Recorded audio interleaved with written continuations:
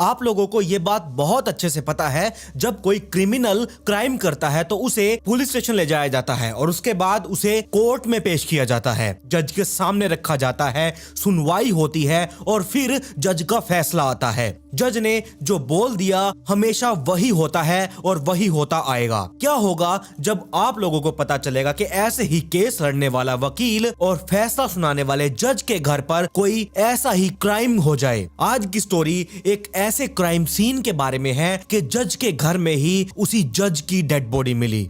आज मैं आप लोगों को जिस स्टोरी के बारे में बताने वाला हूं, जो विक्टिम है वो है प्रतिभा गौतम। आखिरकार कौन थी ये प्रतिभा गौतम, कहां की रहने वाली थी, क्या हुआ था इसके साथ और ये सब कुछ किस वजह से किया गया। चलिए जानते हैं आज की इस पूरी स्टोरी के बारे में। लेकिन उससे पहले अगर आज आप इस चैनल पर पहली बार आए हैं तो चैनल को सब्सक्राइब कर लीजिए, साथ में नोटिफिकेशन बेल आइकन को दबाना बिल्कुल भी मत भूलिएगा। मेरी इंस्टाग्राम आईडी आपकी स्क्रीन के ऊपर है, इसका लिंक नीचे डिस्क्रिप्शन में भी दिया हुआ है, जाइए और जल्दी से इंस्टाग्राम आईडी को फॉलो कर लीजिए और साथ में पिक में लिखना बिल्कुल मत भूलिएगा। इस स्टोरी की शुरुआत होती है उत्तर प्रदेश के कानपुर शहर से। यहीं पर सर्किस्ट हाउस कॉलोनी में जुडिशियल मैजिस्ट्रेट रहा करती थी, जिसका नाम था प्रतिभा गौतम। इन्हें यहाँ पर आए ज्यादा वक्त नहीं हुआ था, इनकी शादी हो चुकी थी। इनके पति का नाम था मनु अभिषेक राजन। ये दिल्ली के 30 हजारी कोर्ट में वकालत की प्रैक्टिस किया करते थे। पत्नी कानपुर देहात में सिविल जज थी और पति दिल्ली में वकील। 2016 का टाइम था। 9 अक्टूबर की सुबह सुबह मनु अभिषेक अपनी पत्नी से मिलने के लिए कानपुर सर्किट हाउस कॉलोनी के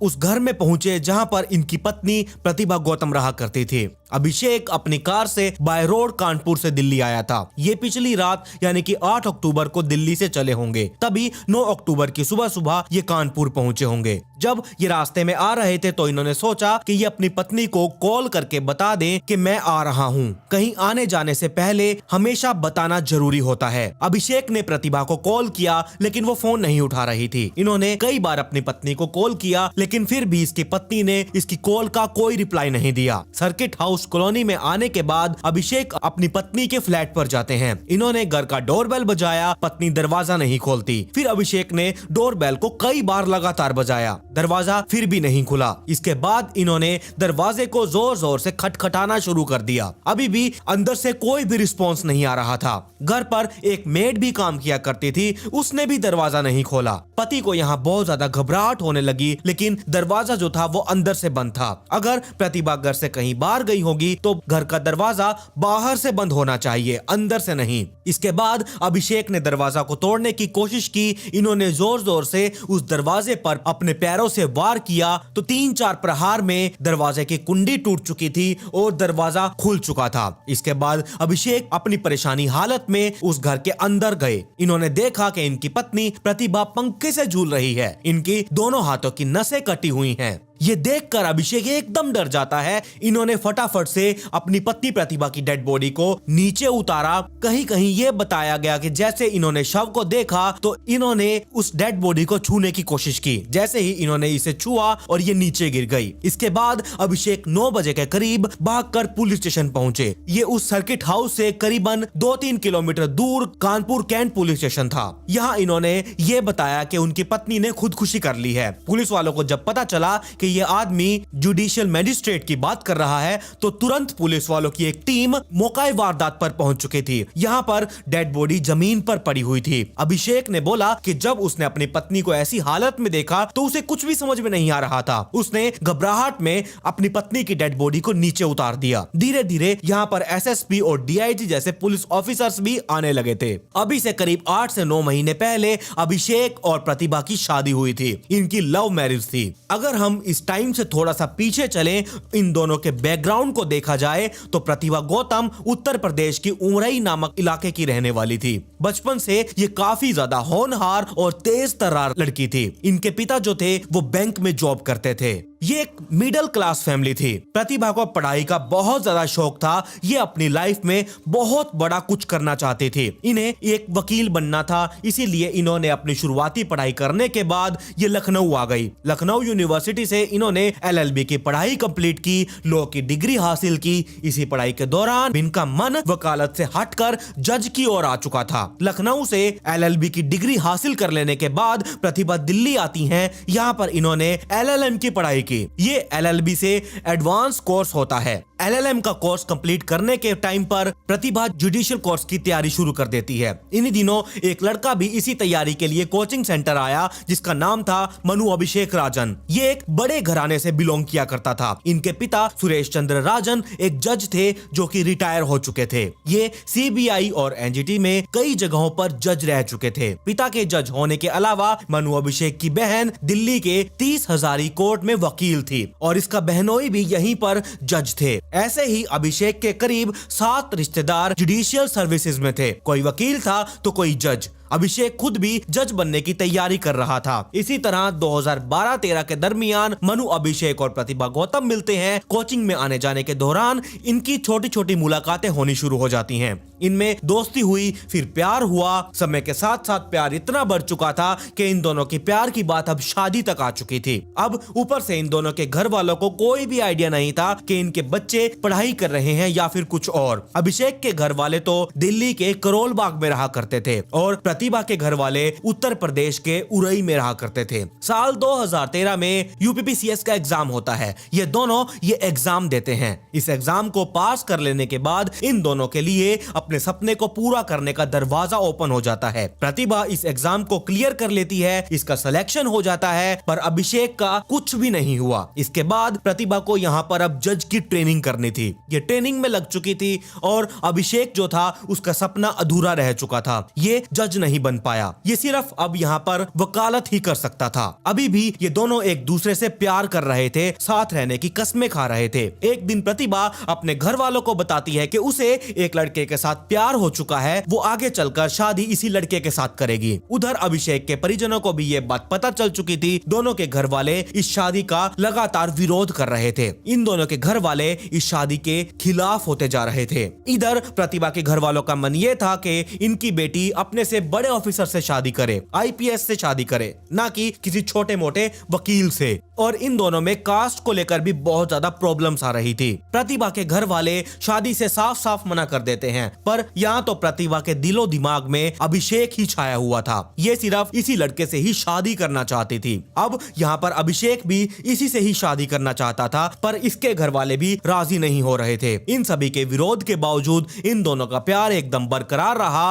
आगे चलकर प्रतिभा की ट्रेनिंग कंप्लीट हो गई। फिर 2015 में इसकी पोस्टिंग कानपुर में एडिशनल सिविल जज के तौर पर हो चुकी थी। ये अपनी सर्विस में लग चुकी थी। जज के तौर पर ये अपने केसेस को देखने लगी, फैसला सुनाने लगी। वहां अभिषेक भी दिल्ली के 30 हजारी कोर्ट में वकालत की प्रैक्टिस करने लगा। अब बेशक ही इन दोनों में दूरियां आ चुकी थी, लेकिन ये दोनों एक दूसरे के अभी भी बहुत करीब थे। कभी प्रतिभा अभिषेक से मिलने के लिए दिल्ली आ जाया करती थी, तो कभी अभिषेक प्रतिभा से मिलने के लिए कानपुर आ जाया करता था। आगे 29 जनवरी 2016 को मनु अभिषेक और प्रतिभा गौतम बिना अपने घर वालों को बताए दिल्ली के आर्य समाज मंदिर में चोरी छिपे शादी कर लेते हैं। लीगली भी इन दोनों ने शादी कर ली थी, जो कि इन दोनों के घर वाले शादी को मान नहीं रहे थे। इसीलिए इन दोनों के पास अब यहाँ कोई चारा नहीं बचा। शादी के बाद भी ये दोनों अपने घर वालों को मनाते रहे। अभिषेक के घर वाले तो यहाँ एक बार तो मान भी चुके थे, लेकिन जो प्रतिभा के घर वाले थे उन्होंने तो साफ इनकार कर दिया था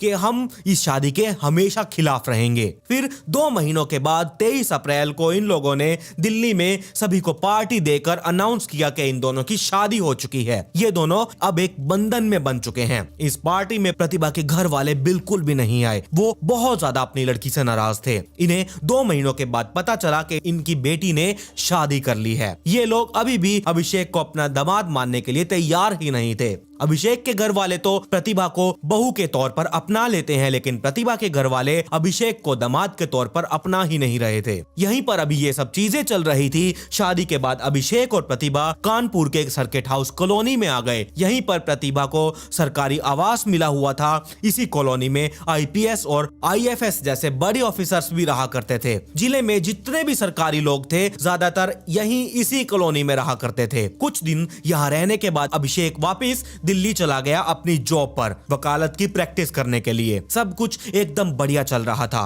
दोनों एक दूसरे से मिलने के लिए कानपुर से दिल्ली और दिल्ली से कानपुर आते जाते रहते थे। धीरे धीरे शादी को 8 से 9 महीने बीत चुके थे। 9 अक्टूबर 2016 को सुबह अभिषेक प्रतिभा से मिलने के लिए इसके सरकारी आवास पर आया। आगे वही हुआ जो मैं आप लोगों को शुरू में बता चुका हूँ कि दरवाजा अंदर से बंद था। अभिषेक दरवाजा तोड़कर अंदर गया, प्रतिभा को पंखे से टंगा हुआ देखा। इसने अपनी पत्नी प्रतिभा के शव को नीचे उतारा और वो पुलिस के पास पहुंचा। पुलिस वाले मौका वारदात पर तुरंत पहुंचे। ये मामला एक जज का था, हाई प्रोफाइल ये केस था। अभिषेक वकील दुखी हालत में खड़ा हुआ था। जज प्रतिभा जमीन पर पड़ी हुई थी। इनके गले में दुपट्टे का फंदा लिपटा हुआ था। इनकी दोनों हाथों की नसें कटी हुई थी। पुलिस वालों ने फोरेंसिक टीम को भी बुला लिया और वहां पर फोरेंसिक जांच पड़ताल होनी थी और इधर पुलिस वाले अपनी इन्वेस्टिगेशन करने में लगे हुए थे। क्राइम सीन की हर एक डिटेल्स को ध्यान में देखा गया, इसे समझा गया। जैसा कि अभिषेक ने एसएसपी को बताया कि जब ये यहाँ पर आया तब बॉडी पंखे से टंगी हुई थी।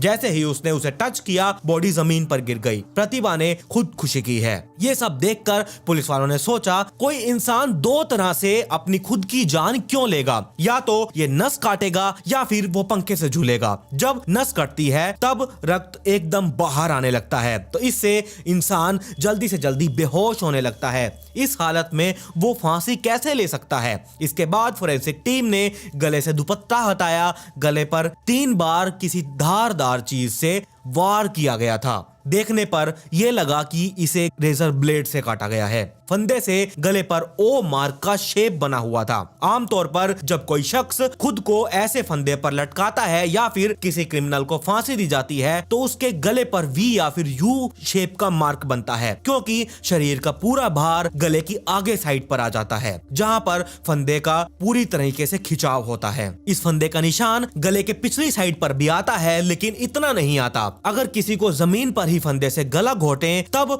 वो ओ मार्क बनेगा। हाँ, कुछ शातिर क्रिमिनल ही ऐसे क्राइम सीन को अंजाम दे सकते हैं कि ये एक फांसी लगे। प्रतिभा के दोनों हाथों की नसें रेजर ब्लेड से कटी हुई थी। इसके अलावा भी कई कट के निशान थे। एक हाथ पर 6 निशान थे और दूसरे हाथ पर 8 निशान थे। टोटल देखा जाए तो कट्स 14 आए हुए थे। यहाँ पर वारदात की खबर फैलने लगी। मीडिया के लोग धीरे धीरे इकट्ठा होने लगे। पुलिस वाले प्रतिभा के मायके में भी कॉल कर देते हैं। प्रतिभा के पिता ने फोन उठाया और इनसे बताया गया कि आपकी बेटी की रहस्यमयी तरीके से मौत हो चुकी है। ये लोग भी बदहवास में कानपुर के उस घर में पहुंच जाते हैं और यहाँ पर प्रतिभा के माताजी की किसी चीज की हाल ही में सर्जरी हुई थी। इनकी तबीयत भी अभी ठीक नहीं थी। प्रतिभा के शव को पोस्टमार्टम के लिए भेज दिया गया। आगे चलकर कुछ लोगों ने पुलिस वालों को क्रिटिसाइज करते हुए ये बोला कि इन लोगों ने एक जज के मृत शरीर को टेम्पू में हॉस्पिटल भेजा। कायदे से एक एम्बुलेंस बुलानी चाहिए थी और उसमें प्रतिभा के शव को रखा जाना था और फिर उसे हॉस्पिटल ले जाना चाहिए था, लेकिन यहाँ पर ऐसा बिल्कुल भी नहीं किया गया। हॉस्पिटल में भी जज का शरीर एक ऐसे ही कोने में रखा गया था। इन्हीं सब के चलते यहाँ पर रात में बॉडी का पोस्टमार्टम किया गया। खैर, यहाँ पर क्राइम सीन की बात की जाए तो फोरेंसिक टीम उस पंखे को देखते हैं जिसे अभिषेक ने बताया कि प्रतिभा यहीं से लटकी हुई थी। पंखे पर रक्त के निशान पाए गए। लगा कि नस काटने की वजह से ये खून यहाँ पर आ गया होगा, पर ये निशान छींटों की तरह बिल्कुल भी नहीं थे। आगे फोरेंसिक टीम को ये लगा कि भाई हाँ, नस काटी होगी तो हाथ पर खून आया होगा, तो उसके निशान पंखे पर रह गए होंगे। जिस रोड से पंखा लटक रहा था वो इतनी मजबूत भी नहीं थी कि वो प्रतिभा का वजन उठा ले। अगर कोई पंखे से लटकने की कोशिश करता है तो रोड पर निशान पड़ता है। यहाँ पर क्राइम सीन को देखकर ऐसा लगा कि शव को इस पर जरूर लटकाने की कोशिश की गई है, ना कि प्रतिभा अपनी मर्जी से लटकी है। घर में प्रवेश करने का सिर्फ एक ही रास्ता था, जहाँ से मनु अभिषेक दरवाजा तोड़कर घर के अंदर घुसा था। पुलिस वालों ने अब दरवाजे पर गौर किया। उसकी कुंडी थोड़ी सी ढीली थी मगर कुंडी टूटी नहीं थी। ऐसी परिस्थिति में अगर दरवाजे को बंद किया जाए तो वो दरवाजा बहुत ही मजबूती से बंद होगा। दरवाजा अगर टूटा होता तो उसे दोबारा बंद करने में जरूर दिक्कत आती, पर यहाँ पर ऐसा बिल्कुल भी नहीं था। इसे पुलिस वालों की नजर अभिषेक पर अब टिक चुके थे। इसी ने ही बोला था कि ये दरवाजा तोड़कर इस घर के अंदर घुसा था। अब पुलिस वालों ने अभिषेक से पूछताछ करना शुरू कर दिया। एसएसपी अभिषेक से कुछ सवाल करते हैं। पहले पूछा गया कि जब तुम यहाँ पर आए तब तुमने यहाँ पर क्या देखा? अभिषेक ने बताया कि दरवाजा तोड़कर ये अंदर आया, पंखे से प्रतिभा झूल रही थी। पुलिस वाले इससे आगे कुछ पूछ पूछ पाती तो ये उससे पहले ही शुरू हो चुका था कि दिल्ली से ये यहाँ पर आया था, बाय रोड आया, ये मेरी टोल प्लाजा की स्लिप है, आप ये देख लीजिए, सीसीटीवी भी देख सकते हैं, कॉल डिटेल्स देखिए, मैंने यहाँ आने से पहले प्रतिभा को कई बार कॉल किया था, आप मेरी लोकेशन भी देख सकते हैं। मतलब ये पता नहीं क्यों लेकिन खुद की ही इतनी ज्यादा डिटेल दिए जा रहा था, जबकि पुलिस वाले इससे कुछ भी इन चीजों के बारे में पूछ ही नहीं रहे थे। इससे पुलिस वालों के मन में अभिषेक को लेकर अब शक पैदा होने लगा था। साथ ही में ये बार बार कहीं पर जाने की बात बोल रहा था कि मैं अभी आता हूं, लेकिन पुलिस वालों ने उसे कहीं पर भी जाने नहीं दिया। अभिषेक ने खुद शव को पंखे से उतारा था। ये तो वकील था, जानता था कि क्राइम सीन में क्या क्या किया जाता है, कैसे छोटी छोटी चीजें यहाँ पर पूरे केस को बदल कर रख सकती हैं। सवाल इस बात का भी था कि अभिषेक पुलिस वालों को कॉल कर सकता था, लेकिन इसने ऐसा क्यों नहीं किया, बजाय इसके कि ये 2-3 किलोमीटर तक चलकर गया और इसने पुलिस स्टेशन में जाकर पुलिस वालों को बताया। ये वहीं पर कॉल कर देता तो पुलिस वाले तुरंत उस जगह पर पहुंच जाते। अभिषेक ने बोला कि ये बहुत घबरा रहा था, इसे उस टाइम पर कुछ भी नहीं सूझा। 2 बार इसने पुलिस वालों के पास जाकर मदद मांगी, लेकिन कोई भी नहीं आया। पर यहाँ पर क्राइम सीन पर मौजूद उन पुलिस वालों ने बोला कि ये तो सिर्फ यहाँ पर एक ही बार आया था। वैसे इसी कॉलोनी में बड़े बड़े ऑफिसर्स का भी घर था, नीचे सिक्योरिटी गार्ड वगैरह भी थे। जब दरवाजा नहीं खोला तो इसने उन्हें जाकर क्यों कुछ नहीं कहा। डेड बॉडी देखने के बाद जब अभिषेक घर से बाहर निकला, जब पुलिस को बुलाने के लिए, तब इसने बाहर किसी गार्ड को क्यों नहीं बताया। यह भी शक पैदा करने वाली बात हो चुकी थी। प्रतिभा के माता पिता भी मौके पर आ चुके थे। इन्होंने अभिषेक और इसके परिवार पर प्रतिभा की मृत्यु का इल्जाम लगा दिया था। यह आदमी प्रतिभा को इसके माता पिता से बिल्कुल भी बात नहीं करने देता था। वो हमेशा दुखी रहा करती थी। पूरी तरह से ये लोग इसे कंट्रोल किया करते थे। इसी दिन प्रतिभा के पिता अभिषेक और इसके माता पिता के ऊपर ये केस दर्ज करवा देते हैं। सेक्शन 302 यानी कि मर्डर और 304 बी यानी कि दहेज की वजह से हुई मृत्यु के तहत यहाँ पर रिपोर्ट दर्ज करवा दी गई। या तो अभिषेक ने मर्डर किया है या फिर उसे खुदकुशी करने के लिए मजबूर किया गया है, ऐसा प्रतिभा के पिता का कहना था। प्रतिभा की लाइफ में एकदम ठीक चल रहा था। वो सेल्फ इंडिपेंडेंट लड़की थी। 5 साल लखनऊ में रही, 6 साल दिल्ली में रही। सब कुछ वो अकेले ही मैनेज करती थी। खुद से वो कमा धमा रही थी, मेंटली स्ट्रांग थी। आखिरकार वो खुद से क्यों खुद की जिंदगी समाप्त कर देगी। 9 अक्टूबर की रात को प्रतिभा का पोस्टमार्टम हुआ। 4 डॉक्टर्स की टीम ने यह काम किया था। पोस्टमार्टम में ये बहुत सारी चीजें सामने आई। मृत्यु का कारण यह बताया गया कि उसका दम घुटा गया था, यानी कि सांस लेने में दिक्कत होना। लेकिन इससे पहले प्रतिभा के साथ मारपीट भी की गई थी। किसी लाठी से लगातार इसके ऊपर बहुत बार वार किए गए थे। हाथों और कलाई पर रेजर ब्लेड के 14 निशान, गले पर 3 निशान। इसके अलावा शरीर के अलग अलग हिस्सों पर लाठी के 20 छोटे बड़े निशान पाए गए थे। साथ में स्ट्रगल के भी निशान मिले, जैसे कि मारपीट के दौरान विरोध करते टाइम पर होता है। इसके अलावा एक और चीज सामने आई, प्रतिभा गौतम 3.5 महीने की प्रेग्नेंट भी थी। आखिरकार कोई शादीशुदा औरत जो जज है, इतना बढ़िया काम कर रही है, मां बनने वाली है, वो खुद की जान क्यों लेगी? यहीं पर एक सबसे बड़ा सवाल पैदा हो चुका था। अगर उसने ये खुदकुशी वाला कदम अगर उठाया भी है तो उसके शरीर पर चोटों के निशान कैसे आए?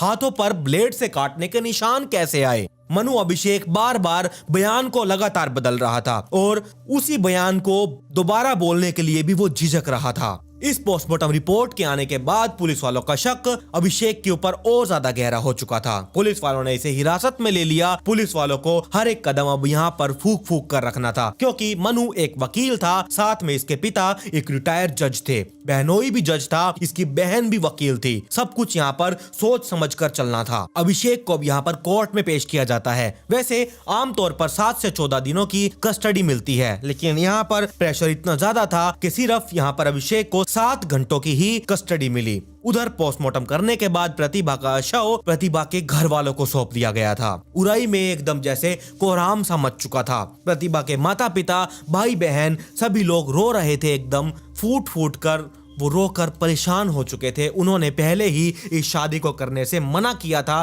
प्रतिभा का परिवार कहने लगा कि पता नहीं उसके परिवार में कौन सा जादू उसने किया था कि प्रतिभा ने उससे शादी कर ली। कभी कभार जब भी उसका फोन आता था तो वो हमेशा दुखी लगती थी। बहन जब भी उससे कुछ पूछती थी तो वो उसे कुछ भी नहीं बताती थी। इस हद तक वो प्रतिभा को कंट्रोल कर रहे थे। इधर पुलिस वाले अभिषेक से पूछताछ शुरू करते हैं। प्रतिभा के फोन को लेकर उसकी जांच पड़ताल की जाती है। इधर अभिषेक अभिषेक के फोन की भी जांच पड़ताल कर दी गई। इस आदमी के फोन से प्रतिभा और उसकी व्हाट्सएप चैट मिली, जिसमें बहुत सारी चीजें सामने आई। लगा प्रतिभा और अभिषेक में लगातार कोई झगड़ा चल रहा था। अभिषेक की व्हाट्सएप चैट को देख लेने के बाद ये पता चला कि अभिषेक ने प्रतिभा को धमकी भी दी थी। अभी तक जो भी सबूत सामने आ रहे थे, चाहे वो सर्कमस्टांशियल एविडेंस थे या फिर टेक्निकल एविडेंस हो या फिर कुछ और, वो सारा कुछ अभिषेक के खिलाफ ही था। पुलिस वालों ने अपने तरीके से पूछताछ शुरू कर दी। सिर्फ कुछ ही घंटों में अभिषेक स्वीकार कर लेता है कि प्रतिभा के कत्ल के पीछे इसी का हाथ है। आखिरकार इसने ऐसा क्यों किया?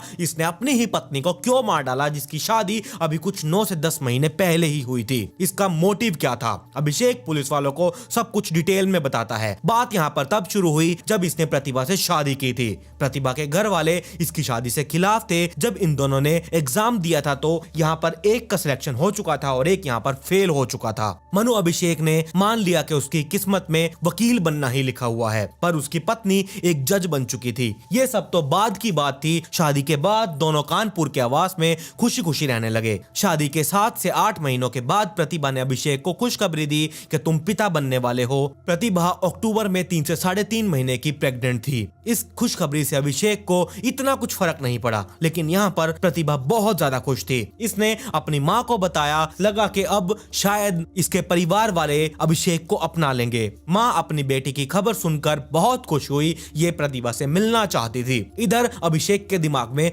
बहुत सारी चीजें घूम रही थी कि इसकी पत्नी इससे बड़े पद पर है, इसका रुतबा मेरे से ज्यादा है, इसके घर वाले भी मुझे दामाद में स्वीकार नहीं कर रहे, ऊपर से एक बच्चा भी आने वाला है। रिपोर्ट्स के अनुसार ये थोड़ा रंगीन मिजाज का था, दोस्तों के साथ घूमता फिरता था, मौज मस्ती करता था। बच्चा होगा तो उसकी देखभाल करनी पड़ेगी, इसके ऊपर नई जिम्मेदारी आ जाएगी। ये आजादी से आगे मौज मस्ती नहीं कर पाएगा। मोटे मोटे तौर पर अगर यहाँ पर देखा जाए तो अभिषेक अपना बच्चा इस दुनिया में बिल्कुल नहीं चाहता था। इसने प्रतिभा से बोला कि तुम बच्चा गिरा दो, अभी हम दोनों का करियर शुरू हुआ है, हमें सिर्फ अभी करियर पर ही फोकस करना चाहिए, बच्चे के बारे में हम आगे सोचेंगे। प्रतिभा बच्चे की खबर से बहुत खुश थी कि इसकी जिंदगी में आगे बढ़ने और ये अब एक माँ बनने के लिए तैयार थी। इसने बच्चा गिराने से साफ साफ इनकार कर दिया था। इन सब कारणों के चलते इन दोनों में अब झगड़े होने शुरू हो चुके थे। अभिषेक पहले से ही अपनी पत्नी को माता पिता से बात करने से रोका टोका करता था। अब तो वो और भी ज्यादा स्ट्रिक्ट हो चुका था। भले ही प्रतिभा बाहर एक जज थी, लेकिन घर के अंदर वो सिर्फ एक पत्नी थी। अपने घर वालों से ज्यादा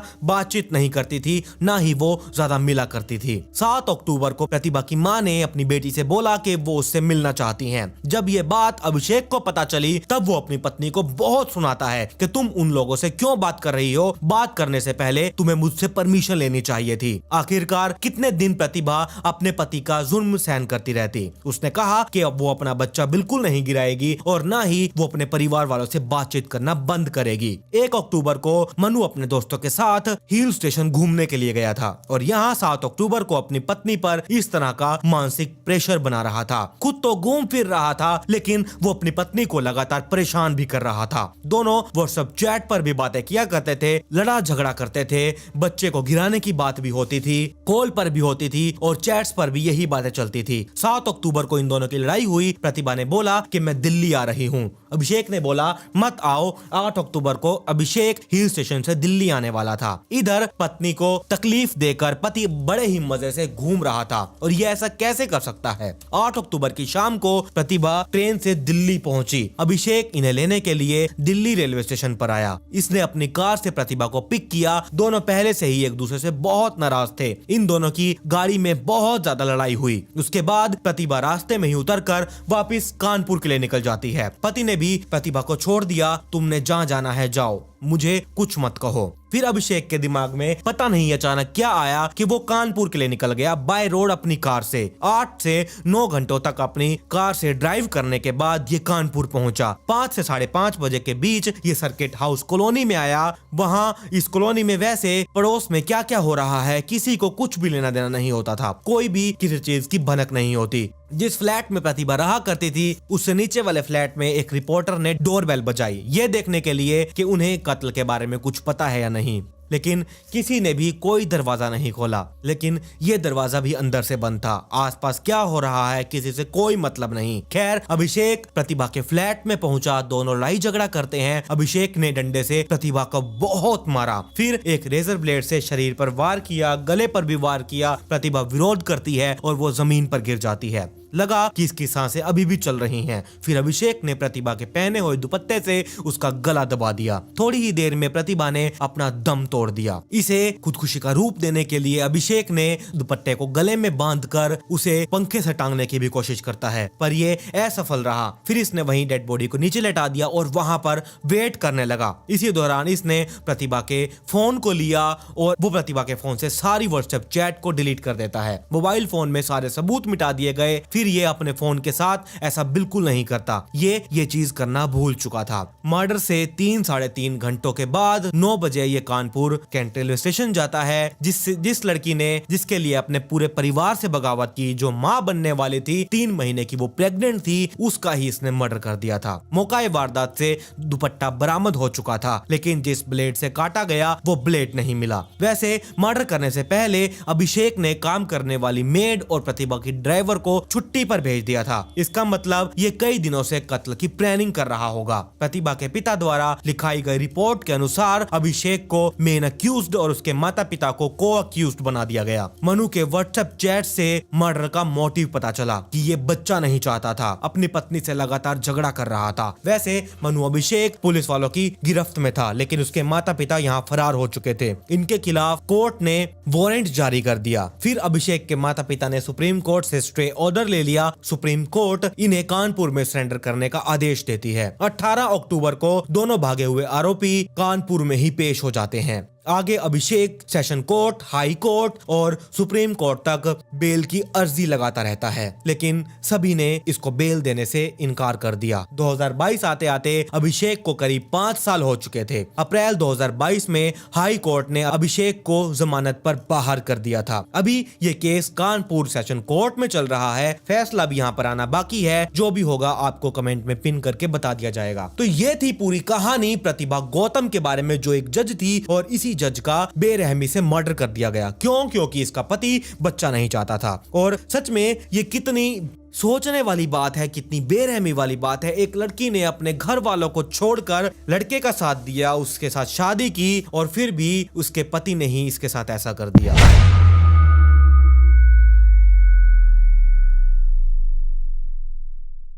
2016 में मध्य प्रदेश में भोपाल के एक सेशन कोर्ट में हत्या की सजा के लिए 2 अपराधियों की सुनवाई होनी थी। हत्या के इस केस में एक लड़का और एक खूबसूरत नैन नक्श वाली लड़की कटघरे में खड़े हुए थे, जिनके ऊपर 302 के तहत 4 सालों तक मुकदमा चला और दोनों दोषी पाए गए। और आज इस केस की सुनवाई का आखिरी दिन था, जिसमें इन दोनों को सजा मिलने वाली थी। आमतौर पर जब किसी दोषी को सजा सुनाई जाती है तो उसे देखने और सुनने के लिए मीडिया और डॉक्यूमेंट्रीज लिखने वाले लोग कोर्ट में पहुंचकर अपराध के हर एक मुद्दे को पहले समझते हैं और उसके बारे में सोचते हैं, समझते हैं और फिर लिखते हैं। उस दिन भी तमाम मीडिया और लोग कोर्ट के अंदर भरे हुए थे। कुछ समय बाद सेशन कोर्ट की अंतिम सुनवाई शुरू होती है और जज के द्वारा कटघरे में खड़े लड़का और लड़की, इन दोनों को उम्र कैद की कड़ी सजा सुना दी जाती है। उम्र कैद की सजा को अगर बारीकी से देखा जाए तो ये भले ही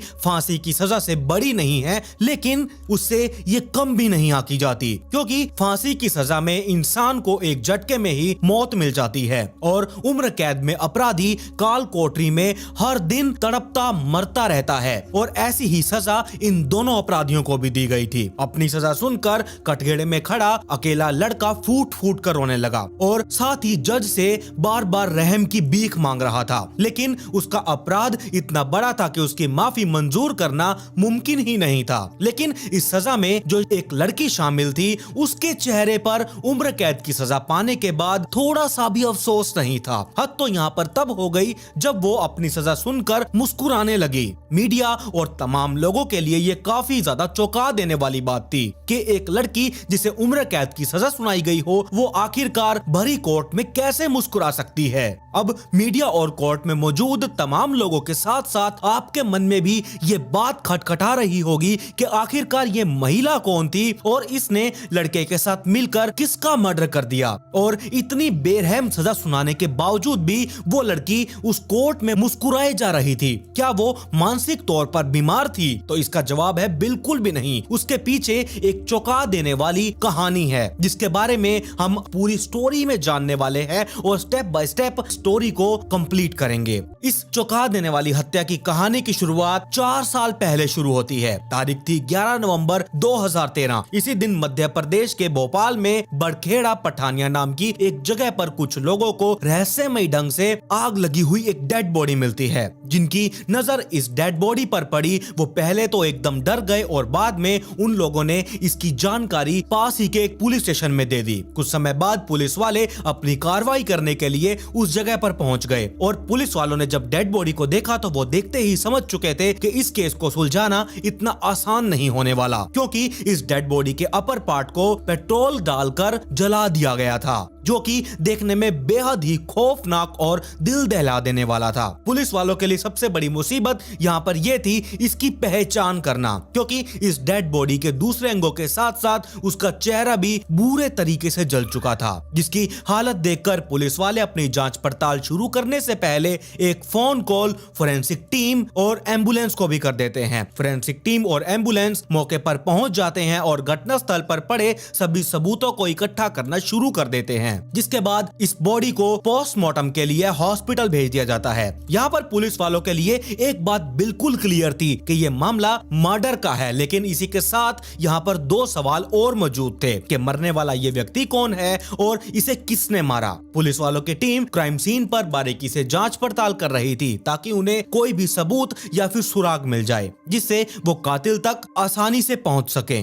उन्हें क्राइम सीन से पेट्रोल का एक डब्बा, लाइटर, इन जैसी कुछ चीजें मिली, लेकिन ये सभी चीजें पुलिस वालों के लिए एकदम यूजलेस थी, क्योंकि इन सभी को ट्रेस करके अपराधी तक पहुंचना एकदम नामुमकिन था, क्योंकि तमाम चीजों पर फिंगरप्रिंट का कोई भी निशान मौजूद नहीं था। वहीं दूसरी तरफ डेड बॉडी का पोस्टमार्टम शुरू किया जा चुका था। तब डॉक्टर बड़ी ही मुश्किल से उस डेड बॉडी के कपड़ों को उतारते हैं, क्योंकि आग लगने के बाद शरीर पर पहनी हुई जो शर्ट थी वो पूरी तरीके से जल चुकी थी, लेकिन जीन्स का कुछ हिस्सा अभी भी वो बचा हुआ था। जब उस जीन्स को चेक किया गया तब उसके पॉकेट से 4000 रुपए के जले हुए नोट मिले, लेकिन इससे भी पुलिस वालों को कुछ बात नहीं पता चली। लेकिन जब दूसरी पॉकेट को चेक किया गया तो उसमें एक छोटी सी पर्ची निकलकर सामने आती है। ये पर्ची किसी गैस एजेंसी का बिल था और ये बिल्कुल जाहिर सी बात थी कि किसी गैस एजेंसी ने ही इस व्यक्ति को ये बिल दिया होगा। पुलिस वालों की टीम उस फौरन गैस एजेंसी का नाम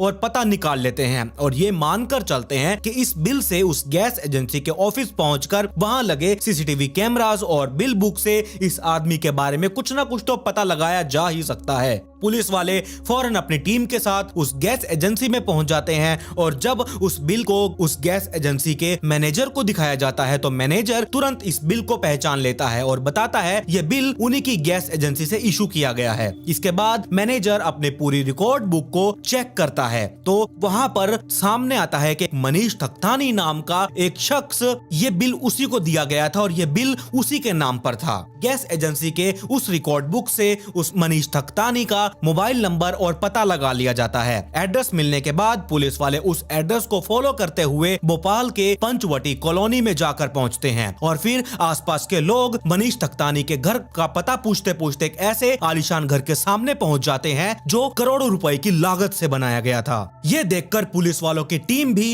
एकदम हैरान हो चुकी थी। पुलिस वालों के होश यहाँ तब उड़ चुके थे जब आसपास के लोगों ने बताया कि इस आलीशान घर का इकलौता मालिक कोई और नहीं बल्कि मनीष थकथानी नाम का ही शख्स है और ये मनीष थकथानी वही इंसान है जिसकी छानबीन करते हुए पुलिस वाले यहाँ तक पहुंचे थे। आलीशान बंगला, गाड़ी और दौलत का अंदाजा लगा लेने के बाद अब ये बिल्कुल साफ हो चुका था कि ये साधारण सा दिखने वाला केस एक हाई प्रोफाइल केस बन चुका है और ये मरने वाला इंसान कोई साधारण आदमी नहीं है बल्कि ये आदमी तो करोड़ों रुपयों का, करोड़ों की जायदाद का मालिक है। पुलिस वाले अब यहाँ पर ये चाहते थे कि ये मामला न्यूज वालों तक और मीडिया तक पहुंचने से पहले इसे सुलझा लिया जाए। इसी उम्मीद से पुलिस वाले इस बंगले के अंदर जाते हैं, जहां मनीष ठकतानी की मां और खूबसूरत दिखने वाली उसकी पत्नी सपना और उसकी एक छोटी बेटी से मिलकर मनीष के बारे में पूछते हैं, जिससे उसकी मां और पत्नी सपना ये बताते हैं कि मनीष कल से घर पर नहीं लौटे हैं।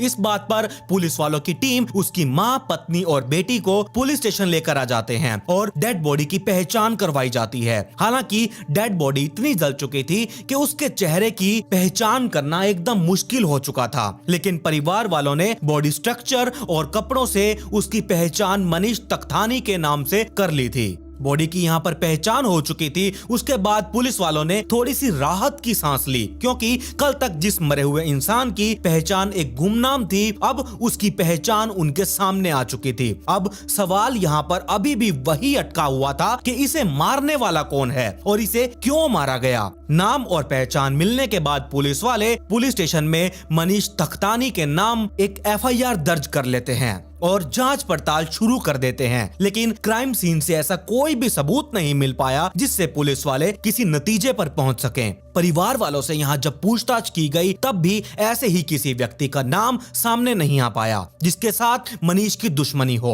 मिलनसार और हंसमुख मनीष की किसी के साथ भी कोई दुश्मनी नहीं थी, ना ही उसके बिजनेस में कोई ऐसा व्यक्ति था जिसके ऊपर पुलिस वालों का शक जा सके। परिवार में भी किसी तरह का कोई तनाव नहीं था। मनीष को जानने वाले सभी लोगों से पूछताछ करने के बावजूद सवाल यही था कि आखिरकार मनीष की हत्या किसने और किस वजह से की है। अब पुलिस वाले ऐसा अंदाजा लगाने लगते हैं कि ऐसा हो सकता है कि किसी ने फोन पर फिरौती की धमकी दी हो और फिरौती ना मिलने पर इसका मर्डर कर दिया हो। अचानक पुलिस वालों का ध्यान मरने वाले के मोबाइल के ऊपर जाता है, जो ना तो क्राइम सीन से मिला था और ना ही मरने वाले की पॉकेट से। अब सवाल यहाँ पर यह आता है कि पुलिस वालों को ये इस बंदे का मोबाइल फोन मिला कहां पर। तो ये तो अभी तक किसी को कुछ भी नहीं पता, क्योंकि ये आज भी एक रहस्य बना हुआ है कि मोबाइल फोन पुलिस स्टेशन तक आया कैसे, क्योंकि पुलिस वालों को मनीष ठकतानी का मोबाइल फोन ना तो क्राइम सीन पर मिला था और ना ही घर पर। अचानक ही पता नहीं उसके पैर लग गए थे या क्या था, मनीष का मोबाइल फोन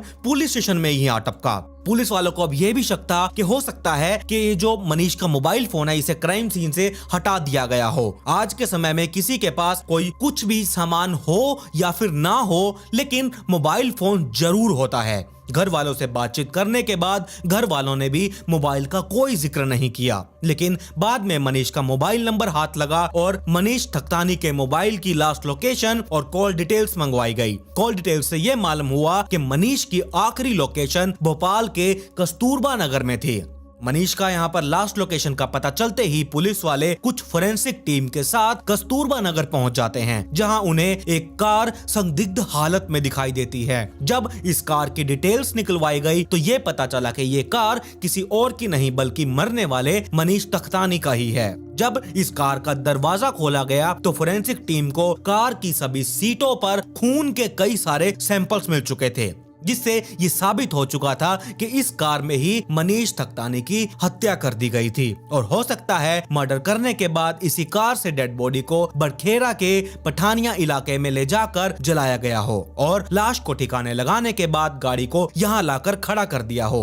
पुलिस वालों का ये अंदाजा कितना सही होने वाला था और कितना गलत, इसका अभी कोई अंदाजा नहीं था। इस मर्डर को साबित करना पुलिस वालों के लिए एक मुश्किल चुनौती बनी हुई थी, क्योंकि ऐसा कोई भी सबूत नहीं था, ऐसा कोई भी गवाह नहीं था जो इस मर्डर को वेरीफाइड कर सके। इसीलिए एक बार फिर से मनीष ठकतानी की कॉल डिटेल्स को खंगाला गया तो कई सारे ऐसे नंबर सामने आए, या तो मनीष के दोस्तों के वो नंबर थे या फिर उसके ऑफिस में काम करने वाले एम्प्लॉइज के नंबर थे, जो कि उनके साथ मनीष का हर दिन मिलना जुलना हुआ करता था। लेकिन मनीष की कॉल डिटेल्स में एक ऐसा अनजान नंबर भी मिला और उस अनजान नंबर से हत्या वाले दिन मनीष को कई बार फोन भी किया गया था। जब मनीष के परिवार वालों से उस नंबर के बारे में पूछा गया तो घर वालों ने उस नंबर को पहचानने से ही इनकार कर दिया। लेकिन पुलिस वालों ने उस अनजान नंबर के साथ साथ शक के आधार पर मनीष की मां की, मनीष की पत्नी की कॉल डिटेल्स भी खंगालनी शुरू कर दी। पुलिस वाले उस टाइम पर एकदम सन्न रह चुके थे जब पता चला कि अनजान नंबर किसी और का नहीं बल्कि मनीष तख्तानी की पत्नी सपना तख्तानी का ही है। पुलिस वालों का शक उस टाइम पर और गहरा हो चुका था जब इस अनजान फोन कॉल की लोकेशन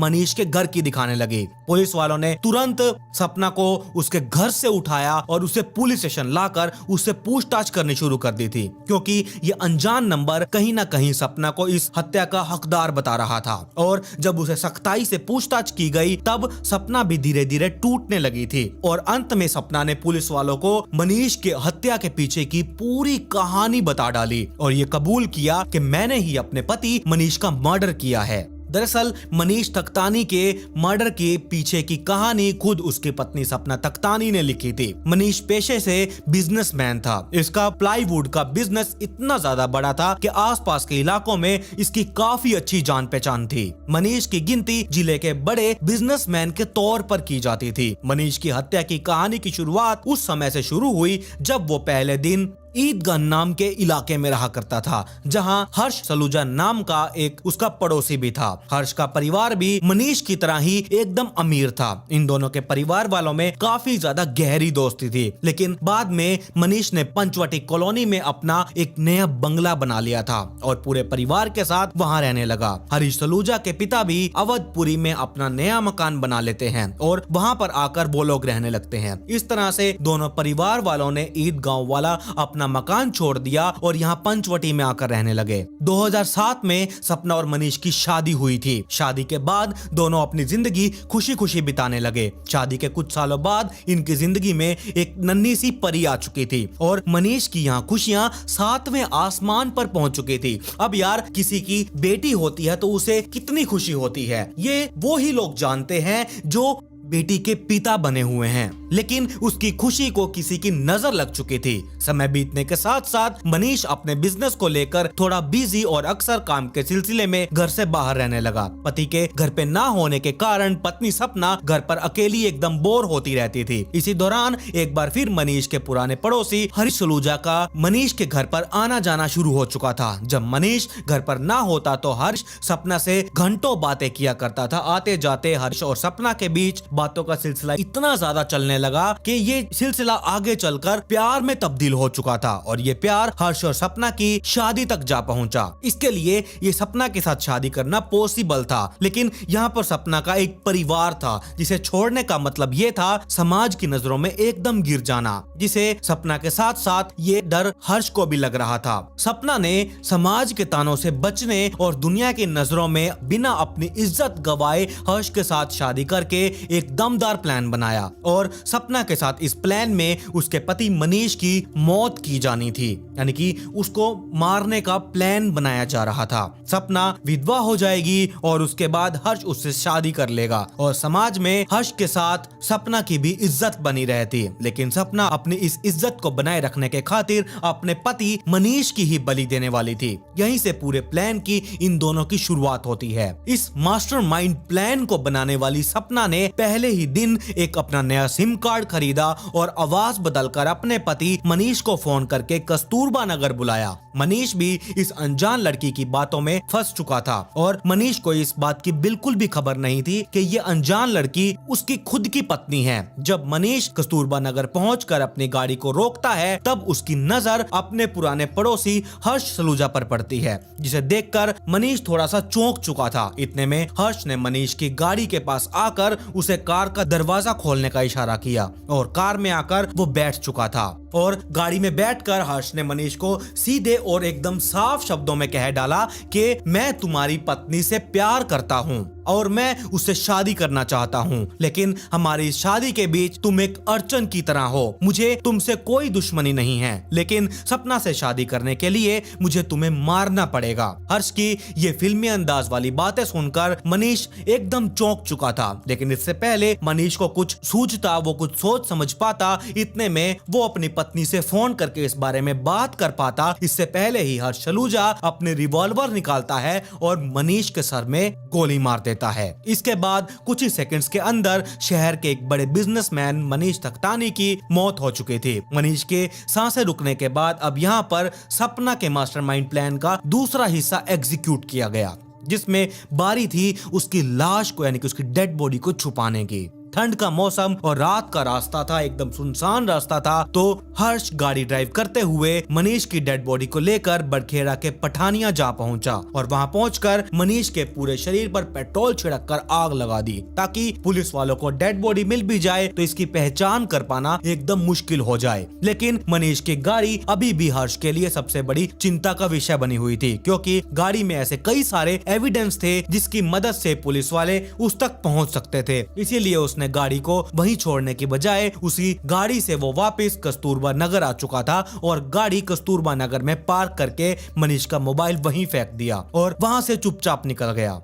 पूरे प्लान को यहाँ इस तरीके से बनाया गया था कि अगर गाड़ी मिल भी गई तो लाश नहीं मिलेगी और अगर लाश मिल गई तो उसकी पहचान नहीं हो पाएगी। लेकिन एक छोटे से गैस सिलेंडर के बिल ने मनीष के घर तक पुलिस वालों को पहुंचा दिया था और इसके बाद पुलिस वालों ने इस केस को सुलझा लिया। शहर के हजारों लोग ऐसे थे जो सपना और मनीष को पर्सनली जानते थे, इसीलिए जब ये मामला मीडिया तक पहुंचा और मीडिया ने इसे अपने चैनल पर टेलीकास्ट करना शुरू किया, तब शहर के तमाम लोगों का ध्यान और सहानुभूति मनीष की तरफ आ चुके थे। सपना और उसका बॉयफ्रेंड तमाम लोगों की नजर में एक विलन बन चुके थे। अपने पति मनीष की हत्या के मामले में शामिल सपना तख्तानी और मनीष के पुराने दोस्त और इस हत्याकांड का दोषी हर्ष सलूजा के खिलाफ 4 साल तक केस चलाया गया। कोर्ट ने जब इन दोनों को उम्र कैद की सजा सुनाई तब सपना के चेहरे पर कोई शिकन नहीं थी। लोगों का कहना यह था सजा सुनकर हर्ष रोने लगा, लेकिन सपना वहां हंस रही थी और मीडिया के सवालों का जवाब ऐसे दे रही थी जैसे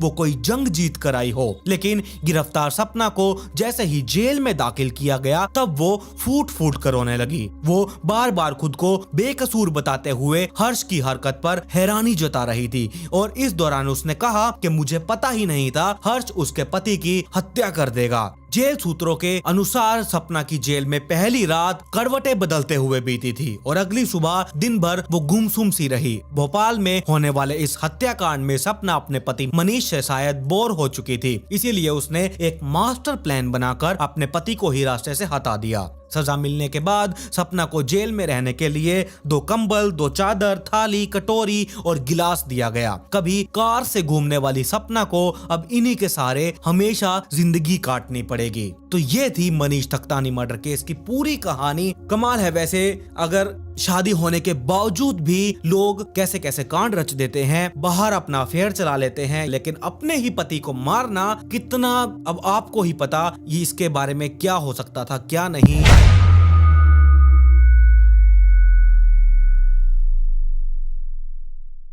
आज मैं आप लोगों को जिस स्टोरी के बारे में बताने जा रहा हूं, इस स्टोरी के अंदर लगभग बहुत सारी चीजें हैं, जिसमें प्यार है, धोखा है, धोखे के साथ साथ एक नया रिलेशनशिप है और उसी के साथ साथ एक नई चीज पनप जाती है, वो है जेलसी। इस जेलसी के चलते ही आज की इस स्टोरी में कई परिवार तहस नहस हो चुके थे। लोगों को पता नहीं क्या मजा आता है अपनों को जेलस फील करवाने में, उन्हें धोखा देने में, और एक नया ही रिलेशनशिप इनका स्टार्ट हो जाता है। आज की स्टोरी भी कुछ इसी से रिलेटेड है। ट्विस्ट इसमें बहुत अलग अलग है, मर्डर बहुत अलग तरीके से किए गए थे। जानेंगे आज की पूरी स्टोरी के बारे में। जिस स्टोरी के बारे में बात करने वाला हूं, ये स्टोरी, ये केस भरतपुर राजस्थान से निकलकर सामने आया है। बात 28 मई की है। शाम के करीब 5 बजे के आसपास का टाइम था। राजस्थान के भरतपुर शहर में डॉक्टर सुदीप गुप्ता अपनी पत्नी डॉक्टर सीमा गुप्ता के साथ कार से वहीं पर एक जहांगीर मंदिर है, वहां दर्शन करने के लिए जा रहे थे। हर रोज शाम को मंदिर में इनकी ये डेली रूटीन हुआ करती थी। इन गुप्ताज का उस शहर में काली के बगीचे पर श्री राम गुप्ता मेमोरियल एक हॉस्पिटल है और इसी हॉस्पिटल के ऊपरी हिस्से में ये अपने परिवार के साथ रहा करते थे। परिवार में डॉक्टर सुमित की माँ सुलेखा और उसकी पत्नी डॉक्टर सीमा और उसका 18 साल का बेटा और 15 साल की बेटी, ये सारे रहा करते थे।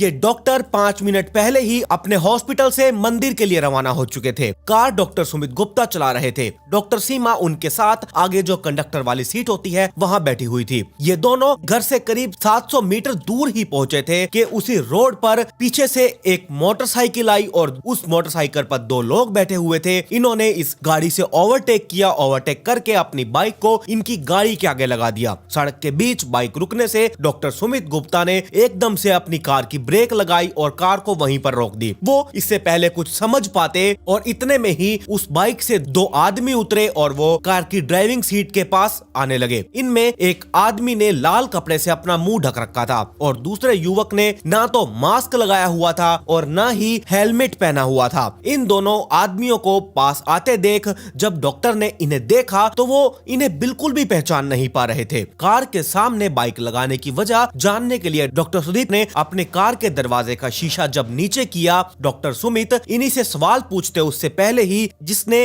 अपने चेहरे पर मास्क वगैरह कपड़ा वगैरह सब ढक रखा था अपना चेहरा, तो उसने अपनी पैंट में छिपी हुई एक पिस्तौल निकाल ली। उसने बिना कुछ कहे सुने डॉक्टर सुदीप के कनपट्टी के पास 2-3 गोलियां चला दी। डॉक्टर सुदीप के पास ही में बैठी उसकी पत्नी डॉक्टर सीमा, इससे पहले वो कुछ बोल पाती कुछ समझ पाती, उसने भी सीमा को भी गोलियों से भून दिया था। डॉक्टर पर ये गोलियां चला देने के बाद इस आदमी ने पहले तो रुककर ये तसल्ली की कि ये दोनों मर चुके हैं नहीं। इसके बाद डॉक्टर सुदीप को एक गोली और मार दी गई। फिर सड़क के दोनों ओर से गुजर रहे लोग उन्हें डराने के लिए इस आदमी ने हवाई फायरिंग की। उसके बाद जब ये दोनों बाइक के ऊपर सवार होकर भागने लगे तो इतने में इनकी बाइक ही स्टार्ट नहीं हुई। इसके बाद गोलियां चलाने वाले आदमी ने उसे धक्का दिया। धक्का देने के बाद जब बाइक स्टार्ट हुई दोनों बाइक पर बैठे और ये दोनों वहां से ही यू टर्न लेकर भागने लगे और भागते हुए भी इन्होंने पिस्टल से हवा में गोलियां चलाई थी। गोलियां लगने से डॉक्टर सुदीप और डॉक्टर सीमा अपनी कार में ही मर चुके थे। शहर में दिन दहाड़े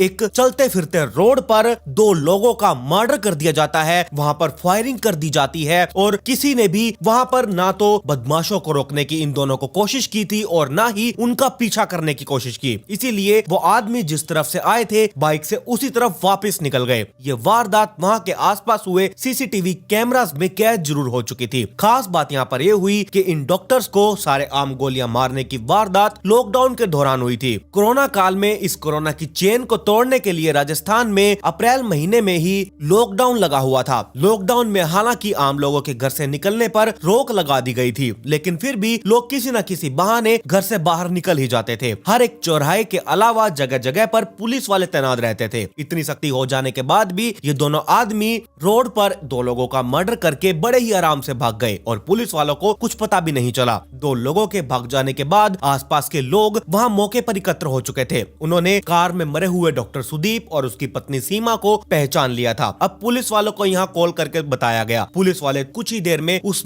जगह पर पहुंच चुके थे। मौके पर जो लोग इकट्ठा हुए थे उन्होंने पुलिस वालों को बताया कि ये डॉक्टर सुदीप और उसकी पत्नी डॉक्टर सीमा है। पुलिस वालों ने लोगों की मदद से इन दोनों को कार से निकाला और तुरंत इन्हें हॉस्पिटल ले जाया गया। हॉस्पिटल में इन डॉक्टर्स को मृत घोषित कर दिया गया। दिन दहाड़े इन डॉक्टर्स के मर्डर हो जाने के कारण ये खबर बहुत ही तेजी से वायरल हो चुकी थी। पुलिस वालों के अफसर जो बड़े ऑफिसर्स थे वो भी मौके पर पहुंच चुके थे। शुरुआती जांच में ये साफ हो चुका था कि इस डॉक्टर दंपति की हत्या बदला लेने के लिए की गई थी। इस डॉक्टर के खौफनाक अंत के पीछे की कहानी इससे भी ज्यादा खौफनाक है। इस कहानी तक ले चलने से पहले मैं आप लोगों को ये बताना चाहता हूँ कि इस डॉक्टर की एक लवर थी। इसका नाम था दीपा गुज्जर। दीपा का 6 साल का बेटा था जिसका नाम है शौर्य। दीपा और शौर्य की भरतपुर की सूर्य सिटी में 7 नवंबर 2019 को मकान में स्प्रिट से आग लगाने के बाद उनकी हत्या कर दी गई थी। दीपा और शौर्य की हत्या का आरोप सुदीप, उसकी पत्नी डॉक्टर सीमा और मां सुरेखा गुप्ता पर है।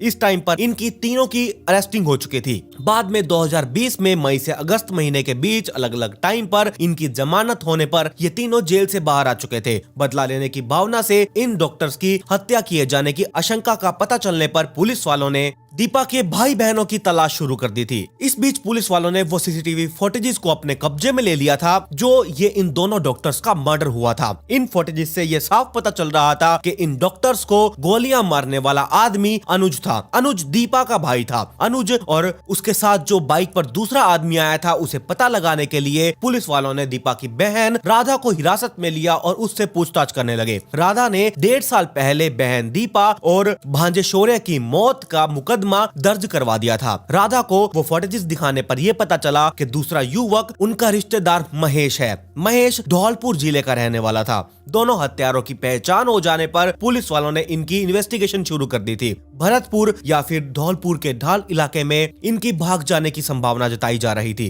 दोनों की तलाश में सर्च अभियान चलाया गया। पुलिस वालों की कई टीमें छापे मारने पर जुट चुके थे। भरतपुर रेंज के आईजी ने भरतपुर और धौलपुर सहित आसपास के जिलों में दोनों की फोटोज भेज दी गई और इनको ढूंढने के निर्देश दे दिए गए। साइबर सेल को भी ये इंफॉर्मेशन दे दी गई थी। भरतपुर में जो रोड्स पर कैमरास लगे होते हैं उन कैमरास की भी जांच पड़ताल की गई। सिर्फ वहीं की नहीं जहां पर ये मर्डर हुआ था बल्कि आसपास के कई इलाकों के सीसीटीवी चेक किए गए ताकि इन हत्यारों के भागने की सही दिशा का पता चल जाए। लेकिन पुलिस वालों को इसमें भी कामयाबी नहीं मिली। दीपा के भाई अनुज का नाम सामने आ जाने पर पुलिस वालों ने उसकी कुंडली खंगालने शुरू कर दी। पता चला कि वो भातपुर जिले के गोदावर कस्बे में 16 मार्च 2020 को ये जो फायरिंग हुई थी इसमें भी शामिल था। इस वारदात में बदमाशों ने कई सारे फायरिंग किए थे और उसके बाद उसमें वहां बहुत जगहों पर दहशत फैला दी गई थी। पुलिस वालों ने इस केस में कई लोगों को अरेस्ट भी कर लिया था लेकिन अनुज पकड़ा नहीं गया। पता चला कि वो राजेश उर्फ लल्लू शूटर की गैंग का बदमाश था।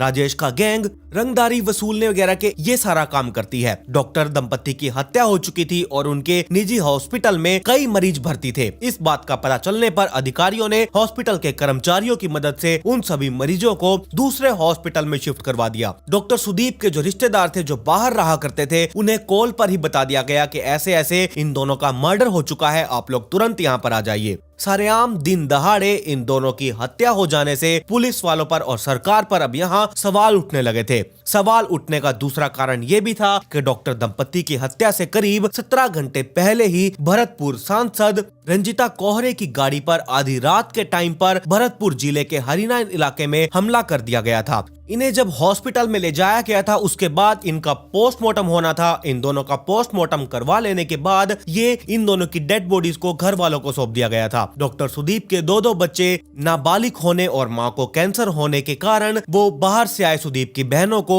इन दोनों की डेड बॉडीज को सौंप दिया गया था। बाद में पुलिस वालों की मौजूदगी में इन दोनों का एक ही चिता पर अंतिम संस्कार कर दिया गया। इन डॉक्टर की फैमिली पर खतरा मंडराता देख पुलिस वालों ने इनके मकान और कुछ रिश्तेदारों के आवास पर पहरा लगा दिया था। इस बीच लगातार छापे मार लेने के बावजूद भी पुलिस वालों को दूसरे दिन भी किसी का भी सुराग नहीं मिला था। पुलिस वाले इनके रिश्तेदारों और इनके जान पहचान वालों से पूछताछ करते रहे और उनके मोबाइल ट्रेस करते रहे। तीसरे दिन 30 मई 2021 को पुलिस वालों ने इस केस में भरतपुर के रहने वाले निर्भान सिंह को गिरफ्तार कर लिया और दौलत को भी अरेस्ट कर लिया गया। ये जो दौलत है ये महेश का जीजा है और इसी ने इसको बाइक दी थी जिसके कारण ये सारा क्राइम सीन रचा गया था। दौलत पहलवानी किया करता है और जमीन जायदाद या फिर सोना चांदी गिरवी रखकर ब्याज पर पैसे देने का काम किया करता है। उसके दोनों कान टूटे हुए हैं। दूसरा आरोपी निर्भार सिंह ये दौलत का ही दोस्त था। इससे पूछताछ में ये पता चला कि डॉक्टर्स की हत्या करने की साजिश दौलत के घर पर ही रची गई थी। इसके लिए दौलत ने महेश को कुछ दिन पहले एक बाइक दे दी थी।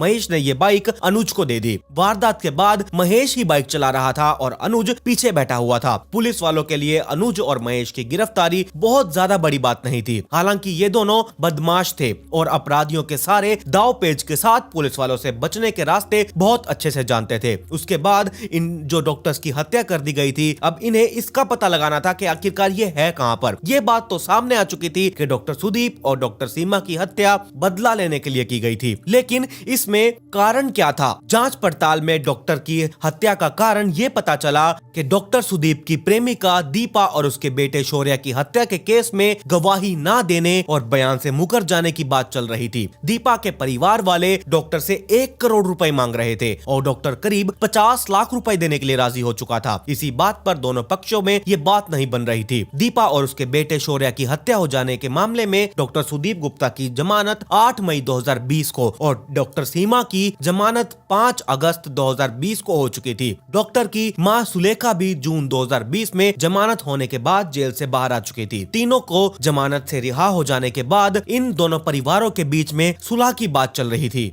इस केस में अदालत में अभी ट्रायल चल रहा था। मृतिका, ये जो औरत मरी थी दीपा, उसकी मां, बहन राधा और एक कांस्टेबल की गवाही के लिए सबसे पहले 8 दिसंबर 2020 की तारीख को तय किया गया। इसके बाद इस साल जनवरी, फिर फरवरी, फिर मार्च को ये तारीख तय कर दी गई। लेकिन इनमें से एक भी तारीख की पेशी पर इन तीनों में से किसी की गवाही नहीं हो पाई। दीपा की परिवार की ओर से समझौते का दबाव लगातार बनाया जा रहा था। डॉक्टर दंपति भी इस केस से किसी तरह अपना पीछा छुड़वाना चाहता था। राजीनामे के बाद इस पर अटकी हुई थी कि दीपा का भाई एक बड़ी रकम मांग रहा था और डॉक्टर सुदीप हर गवाही पर थोड़ी थोड़ी रकम देना चाहते थे। राजीनामे में आ रही अड़चनों के बीच कुछ टाइम पहले अनुज ने डॉक्टर सुदीप को धमकी भी दे डाली। इस पर डॉक्टर ने अपने जान पहचान वालों और पुलिस वालों के पास जाकर ये भी कहा कि हमें अब हमारे परिवार पर खतरा लग रहा है, और जो कि ये कानूनी मामला था। इसमें इसीलिए सभी ने विवाद ना बढ़ाने और आराम से ये समझौता करने की बात के लिए कहा था। शायद इसीलिए डॉक्टर सुदीप ने अनुज की धमकी देने की शिकायत पुलिस वालों में नहीं की थी। लगातार दबाव बना देने के बावजूद डॉक्टर से पैसा नहीं मिलने के कारण वो अपनी बहन और भांजे के मौत के दृश्य को याद करके बौखला जाया करता था। इसी बौखलाहट में उसने बदला लेने के लिए डॉक्टर सुदीप और उसकी पत्नी डॉक्टर सीमा की हत्या कर दी। ये सारा कुछ तब शुरू हुआ जब दीपा और उसके 6 साल के बेटे शौर्य की मौत हो चुकी थी। उस साल 7 नवंबर 2019 का दिन था। भरतपुर शहर में जयपुर आगरा हाईवे पर पोर्श कॉलोनी सूर्या सिटी में उस दिन शाम करीब 4 बजे डॉक्टर सीमा गुप्ता अपनी सास सुलेखा के साथ अपने पति डॉक्टर सुदीप की प्रेमिका दीपा के मकान पर पहुंचे। घर में दीपा और उसका बेटा शौर्य थे। उनकी दीपा से बहुत कहासुनी हुई। इस दौरान अचानक गुस्से में डॉक्टर सीमा ने स्प्रिट की बोतल नीचे उड़ेली और उसमें आग लगा दी। इसके बाद घर के बाहर की कुंडी लगाकर वो चली गई। स्प्रिट ने तुरंत अपना एक भयावह रूप दिखाया और ये पूरा मकान आग के लिपटों में घिर चुका था। चारों तरफ आग से घिरी दीपा ने अपना और अपने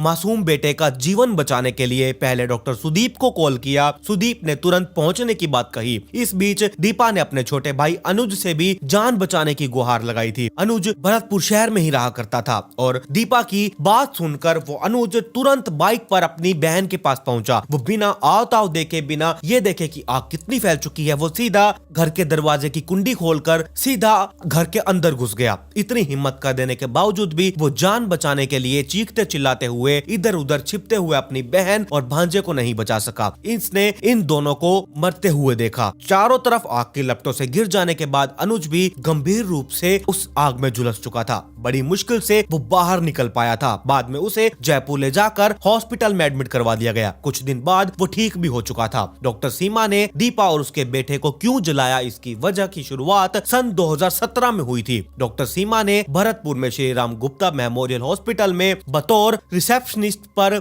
दीपा को रख लिया था। ये हॉस्पिटल डॉक्टर सीमा गुप्ता का था। डॉक्टर सीमा के पति डॉक्टर सुदीप भरतपुर के सरकारी हॉस्पिटल आरबीएम में फिजिशियन थे। सरकारी ड्यूटी के बाद डॉक्टर सुदीप भी पत्नी के हॉस्पिटल में कुछ टाइम के लिए बैठ जाया करते थे। वैसे भी इन्होंने हॉस्पिटल के ऊपरी हिस्से में ही अपना घर बना रखा था। दीपा की शादी उत्तर प्रदेश के जगनेर गांव में हुई थी, लेकिन पारिवारिक विवाद के कारण उसका जो वैवाहिक जीवन था वो सुखी ही नहीं रहा। उसका बाद में एक बेटा हुआ जिसका नाम इसे शौर्य रखा। बाद में ससुराल से अलग होकर वो भरतपुर में आकर रहने लगी। बेटा शौर्य उसी के साथ रहा करता था। पति के साथ इसका तलाक का केस चल रहा था। हॉस्पिटल में नौकरी करने के दौरान दीपक का डॉक्टर सीमा के पति डॉक्टर सुदीप से प्यार व्यार शुरू हो चुका था। दीपा बिल्कुल अकेली थी। डॉक्टर सुदीप का जब प्यार मिला वो उनकी बाहों में सिमट चुकी थी। हॉस्पिटल में दोनों के प्यार के चर्चे बहुत होने लगे थे। डॉक्टर सीमा को भी पता चल चुका था। वो बहुत गुस्सा हुई। उसने दीपा को नौकरी से ही निकाल दिया और हिदायत दी कि फिर कभी वो उनके पति डॉक्टर सुदीप से बिल्कुल नहीं मिलेगी। वो अपने घर में रहकर नए तरीके से जीवन व्यतीत करने की सोचने लगी। और इधर दीपा को नौकरी से निकाले जाने के बाद डॉक्टर सुदीप एकदम बेचैन बेचैन हो चुका था। आग दोनों तरफ लगी हुई थी। आग के शोले यहाँ भड़कने लगे तो दोनों चोरी छिपे मिलने लगे। दोनों इस बात की सावधानी रखा करते थे कि डॉक्टर सीमा को इस बात का बिल्कुल न पता चले। ये सिलसिला कई महीनों तक चलता रहा। इस बीच डॉक्टर सुदीप ने सूर्य सिटी का अपना मकान दीपा को रहने के लिए दे दिया।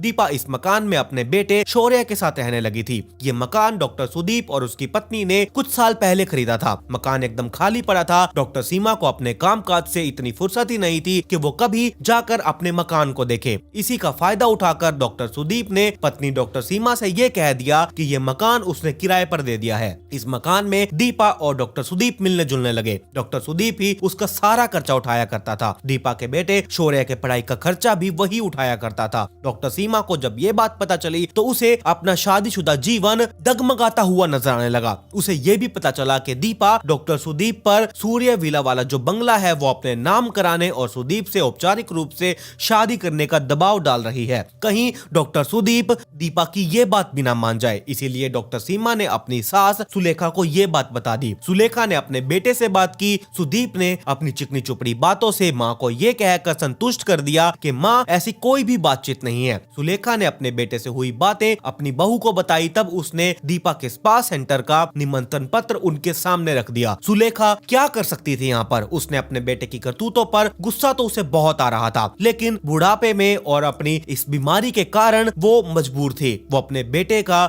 जो वैवाहिक जीवन था वो बचाए रखना चाहती थी। डॉक्टर सीमा ने अपने तरीके से पता करवाया तो ये पता चला कि दीपा ने स्पा सेंटर के और वहां के उपकरणों पर लाखों रुपए खर्च कर दिए थे। ये तय था कि सारा पैसा डॉक्टर सुदीप की जेब से ही निकला था। अपनी अय्याशी पर एक पराई औरत पर लाखों रुपए इस तरह से उड़ा देना सीमा को बहुत गुस्सा आया। उसे ये बिल्कुल उम्मीद नहीं थी कि उसके पति डॉक्टर सुदीप आसानी से मान जाएंगे और दीपा का पीछा छोड़ देंगे। इसलिए उसने दीपा को ही सबक सिखाने का फैसला कर लिया। इसी प्लानिंग के तहत 7 नवंबर 2019 को डॉक्टर सीमा अपनी सास सुलेखा के साथ दोपहर को दीपा के मकान पर पहुंच गई। उस टाइम पर दीपा का मकान एकदम बंद था। वो दोनों आसपास में छुपकर इंतजार करने लगे। इस बीच डॉक्टर सुदीप भी दीपा के मकान पर आया, लेकिन ताला देखकर वो वापस से चला गया। इस दौरान सुदीप ने अपनी पत्नी और मां को बिल्कुल नहीं देखा। इससे डॉक्टर सीमा को अपने पति की करतूतों पर पूरा यकीन हो चुका था। शाम करीब 4 बजे के आसपास दीपा मकान में पहुंची। कुछ देर बाद उसका बेटा शौर्य भी आ चुका था और इसके बाद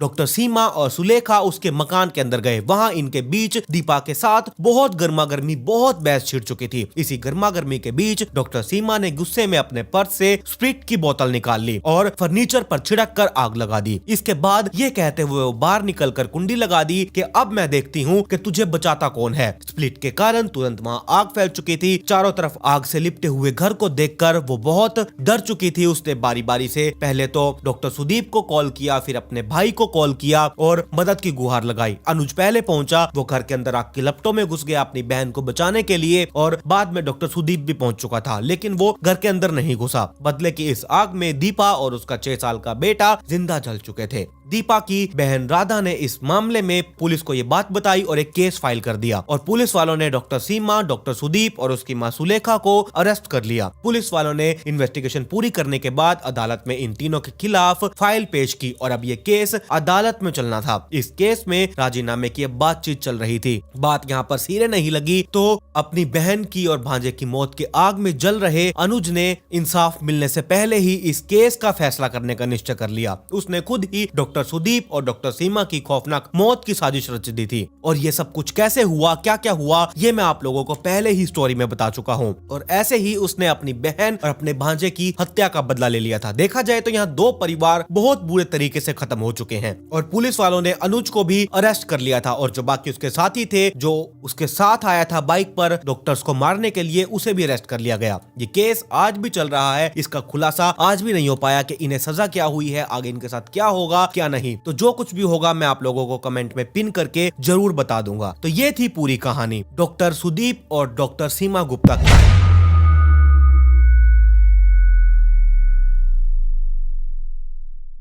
पंजाब में एक ऐसा क्राइम सीन घटित हुआ था जिसने पुलिस वालों की रातों रात नींद उड़ा कर रख दी थी। वहां के प्रशासन ने केस के पीछे दिन रात एक कर दिया था। एक ऐसा घर जिसका रुतबा पूरे शहर में था, यहीं इसी घर के अंदर एक के बाद एक 2 वारदातों को अंजाम दे दिया गया। कातिलों ने इस तरह से इस क्राइम मर्डर को अंजाम दिया था कि उनमें से एक तो सुलझ गया था और दूसरा जो मर्डर केस है वो आज भी रहस्य बना हुआ है। असल में यहाँ पर पुलिस वाले एक क्राइम सीन को सुलझाने की कोशिश कर रहे थे, तब उन्हें यह पता चला कि यहाँ पर तो एक और मर्डर हुआ है और उसी के साथ साथ एक मर्डर उससे पहले हुआ था। तो ऐसे ही करते करते टोटल यहाँ 3 मर्डर हो चुके थे, जिसमें से सिर्फ 2 ही सुलझे थे। एक मर्डर आज भी बहुत बुरे तरीके से रहस्य बना हुआ है। आज तक भी पता नहीं चल पाया कि आखिरकार उसके कातिल कौन थे। जो शख्स था, जो विक्टिम था, वो अचानक गायब हो गया। उसके घर वालों ने और गवर्नमेंट ने तो यह मान लिया था कि ये शख्स अब मर चुका है, तो उसकी लगभग फाइल बंद ही कर दी थी। और जब ये दूसरा क्राइम सीन यहाँ पर घटित हुआ था, इसकी वजह से उस क्राइम सीन की फाइल को भी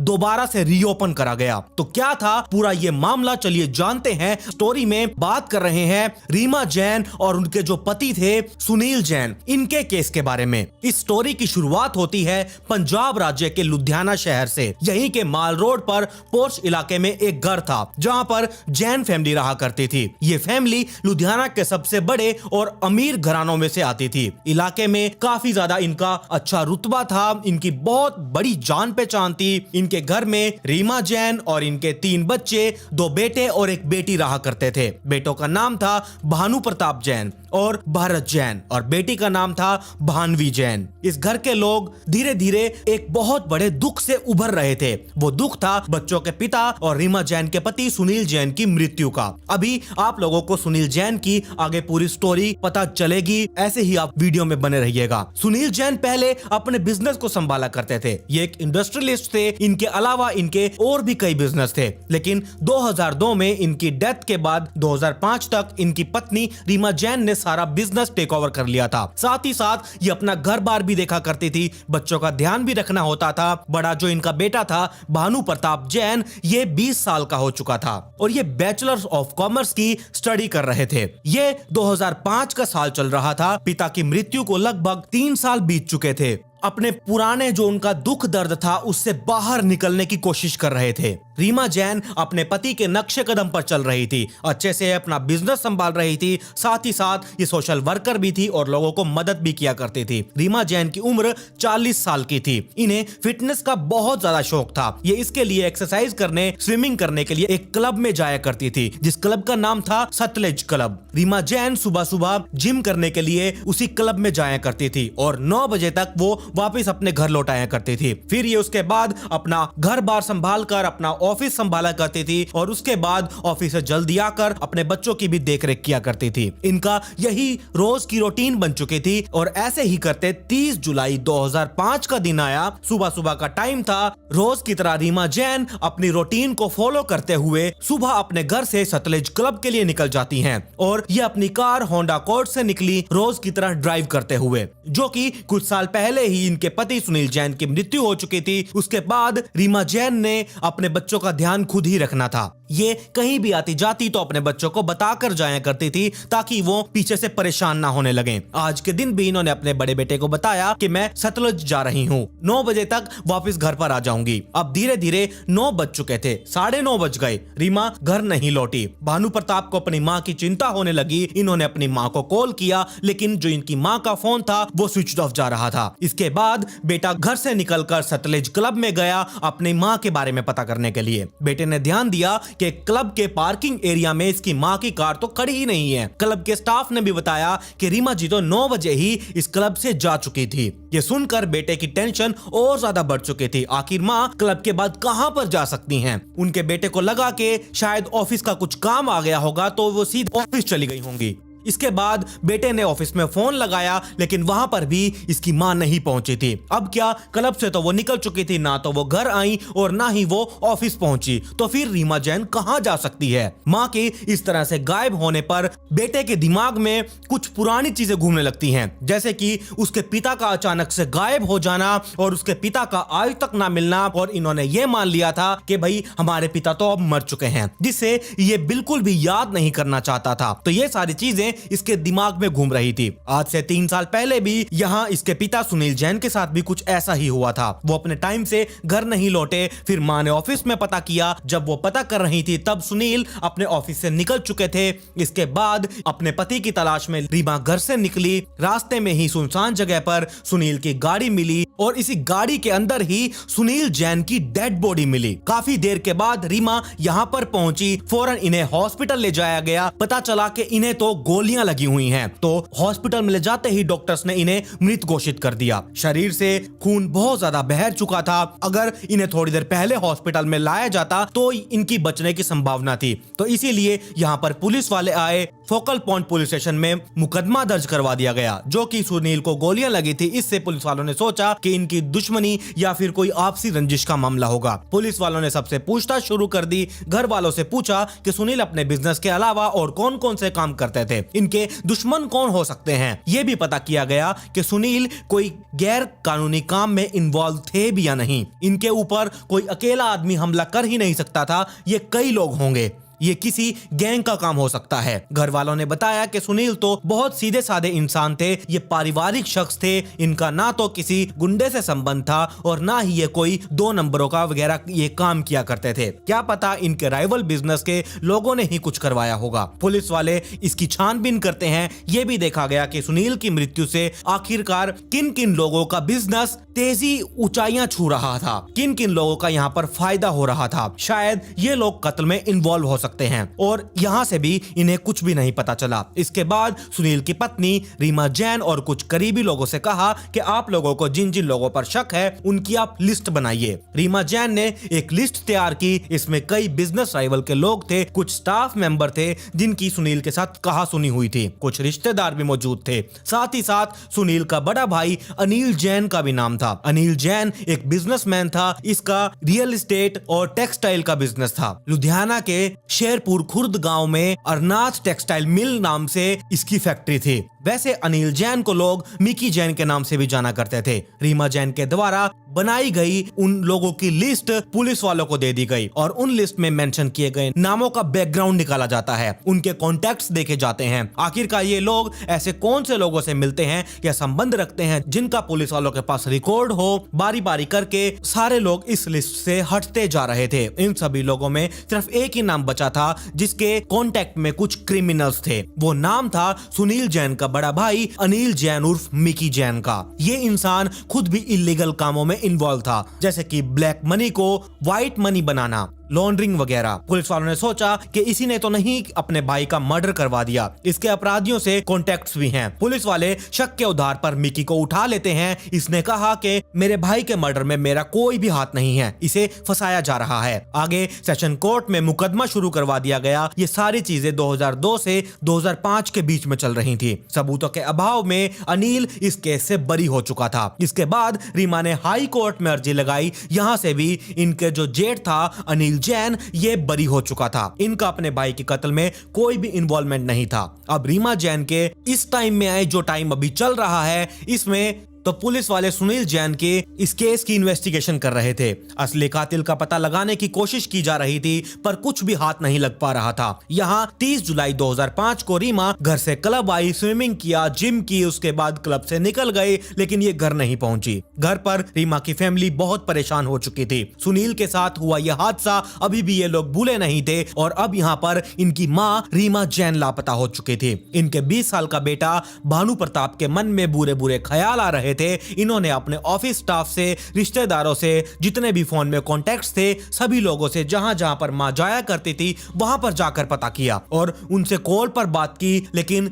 इनका कुछ भी पता नहीं चल पाया। धीरे धीरे शाम हो चुकी थी। रीमा अभी तक घर नहीं पहुंची थी। इसके बाद बड़ा बेटा भानु प्रताप जैन लुधियाना के डिवीजन 5 पुलिस स्टेशन में अपनी मां रीमा जैन की गुमशुदगी की रिपोर्ट दर्ज करवा देता है, जो कि इससे पहले भी जैन परिवार में एक घटना, एक क्राइम घटित हो चुका था। इसकी तफ्तीश भी अभी चल रही थी, इसीलिए इस केस को भी सीरियस लिया गया। शहर के एसपी ने ये केस अपने कंट्रोल में ले लिया। इसके बाद इन्हें कोई भी चांस नहीं लेना था। पुलिस वालों ने छानबीन शुरू कर दी। बेटे ने बताया कि इसका ताऊ यानी कि अनिल जैन का इसकी मां रीमा जैन से कुछ विवाद चल रहा था, झगड़ा चल रहा था बिजनेस वगैरह को लेकर।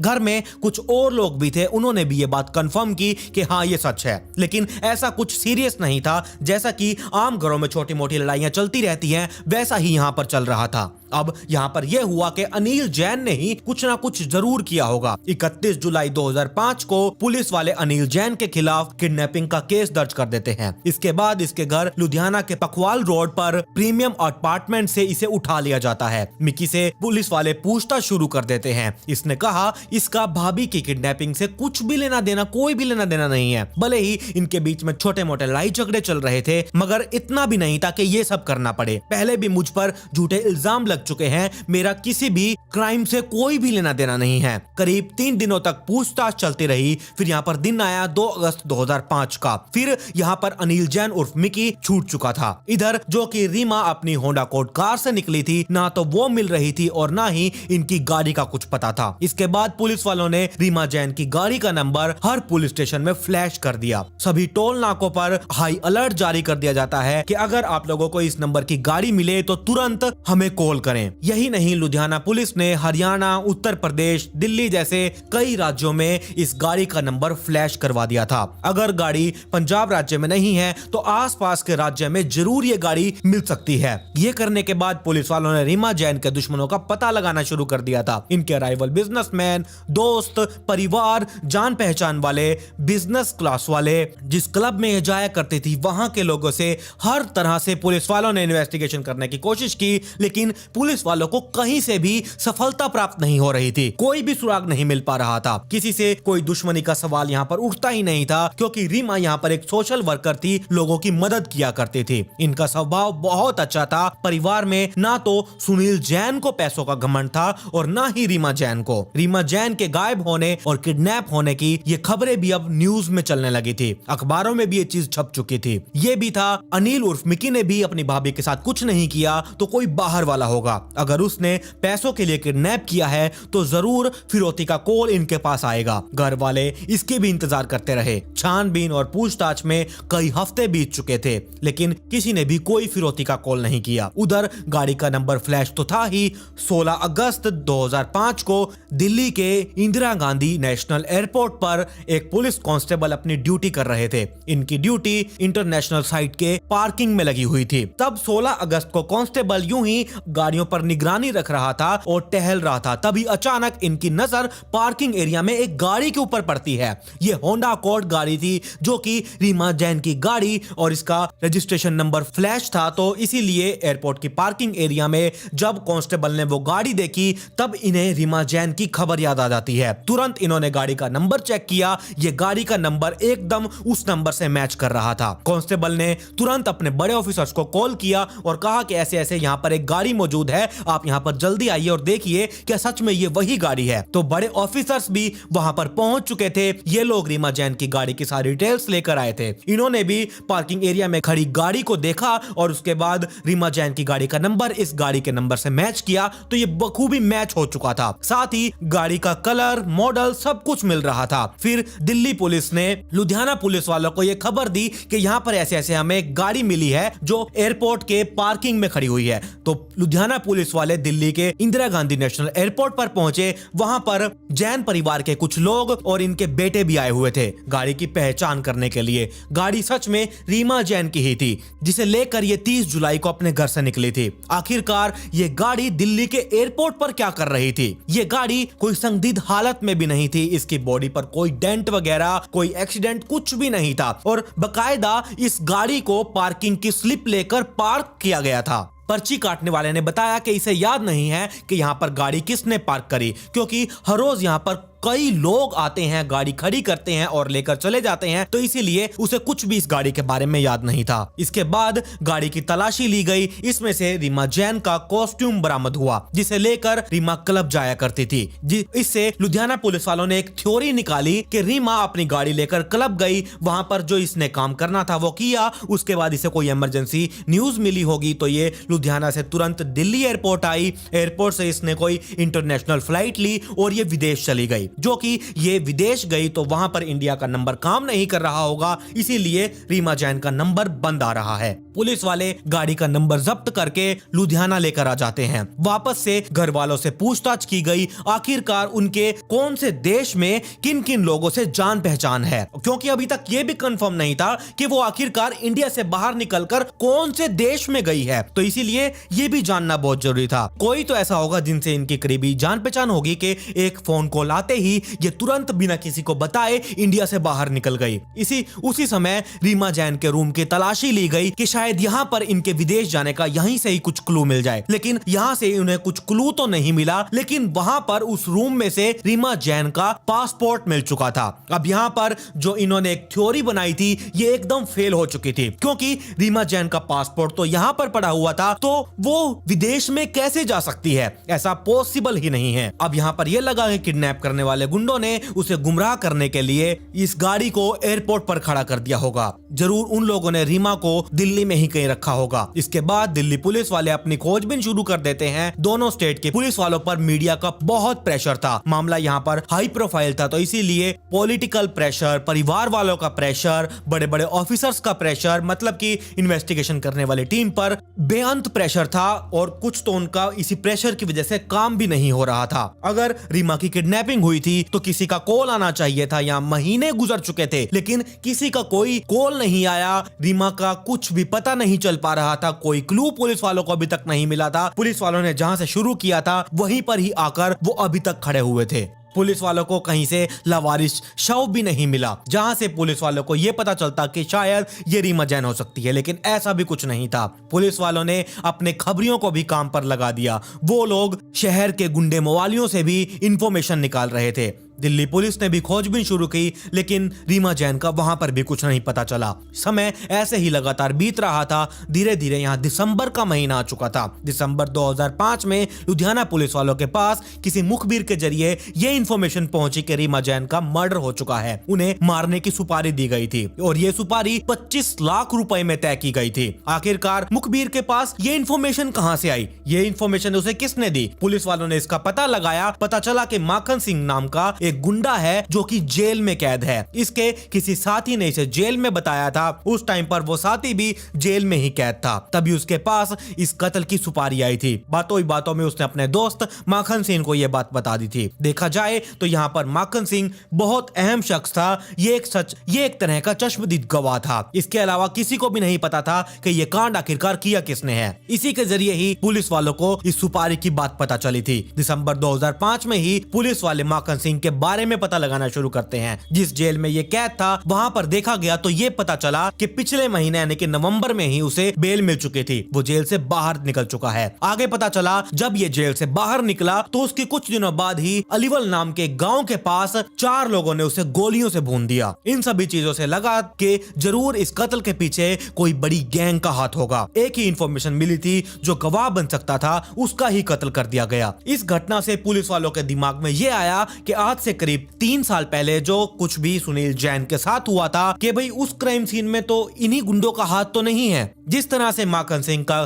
कत्ल हुआ था उसी तरह से सुनील जैन का भी कत्ल हुआ था, बीच रोड पर गोलियां चलाकर। रीमा जैन के इस केस में शुरू से ही अनिल जैन से पूछताछ की, लेकिन कोई भी सुराग नहीं मिल पाया। खबर मिली कि इनकी अपनी भाभी से बिल्कुल नहीं बनती। सुनील जैन के कई सारे बिजनेस थे। अनिल जैन ने यह सोचा कि छोटे भाई की मृत्यु के बाद कौन उनका बिजनेस संभालेगा। उनके बच्चे भी अभी बहुत छोटे हैं। अनिल को लगा कि उनकी भाभी कुछ बिजनेस इन्हें संभालने के लिए देंगी। इनके अलावा खानदान में और भी लोग थे, वो भी लोग आगे आए बिजनेस संभालने के लिए, लेकिन रीमा जैन ने सबके प्रस्ताव को ठुकरा दिया और अकेले ही सब कुछ संभालने का फैसला कर लिया था। साथ ही ये अपना घर बार देखा करती थी, बच्चों को भी यही देखा करती थी, तो इन्हें भी बहुत कुछ करना होता था। 2 बच्चे तो अभी बहुत छोटे थे। बड़ा बेटा थोड़ा यहाँ पर समझदार था। पुलिस वालों ने सोचा कि ये जो बिजनेस लेने के लिए यहाँ पर आए थे तो शायद इनमें से ही किसी ने सुपारी दी होगी। एसपी के लोगों ने इन पर नजर रखना शुरू कर दिया। इनके पास्ट के रिकॉर्ड देखे जाते हैं, कॉन्टैक्ट्स देखे जाते हैं कि कौन कौन क्रिमिनल है, कौन कौन क्रिमिनल नहीं।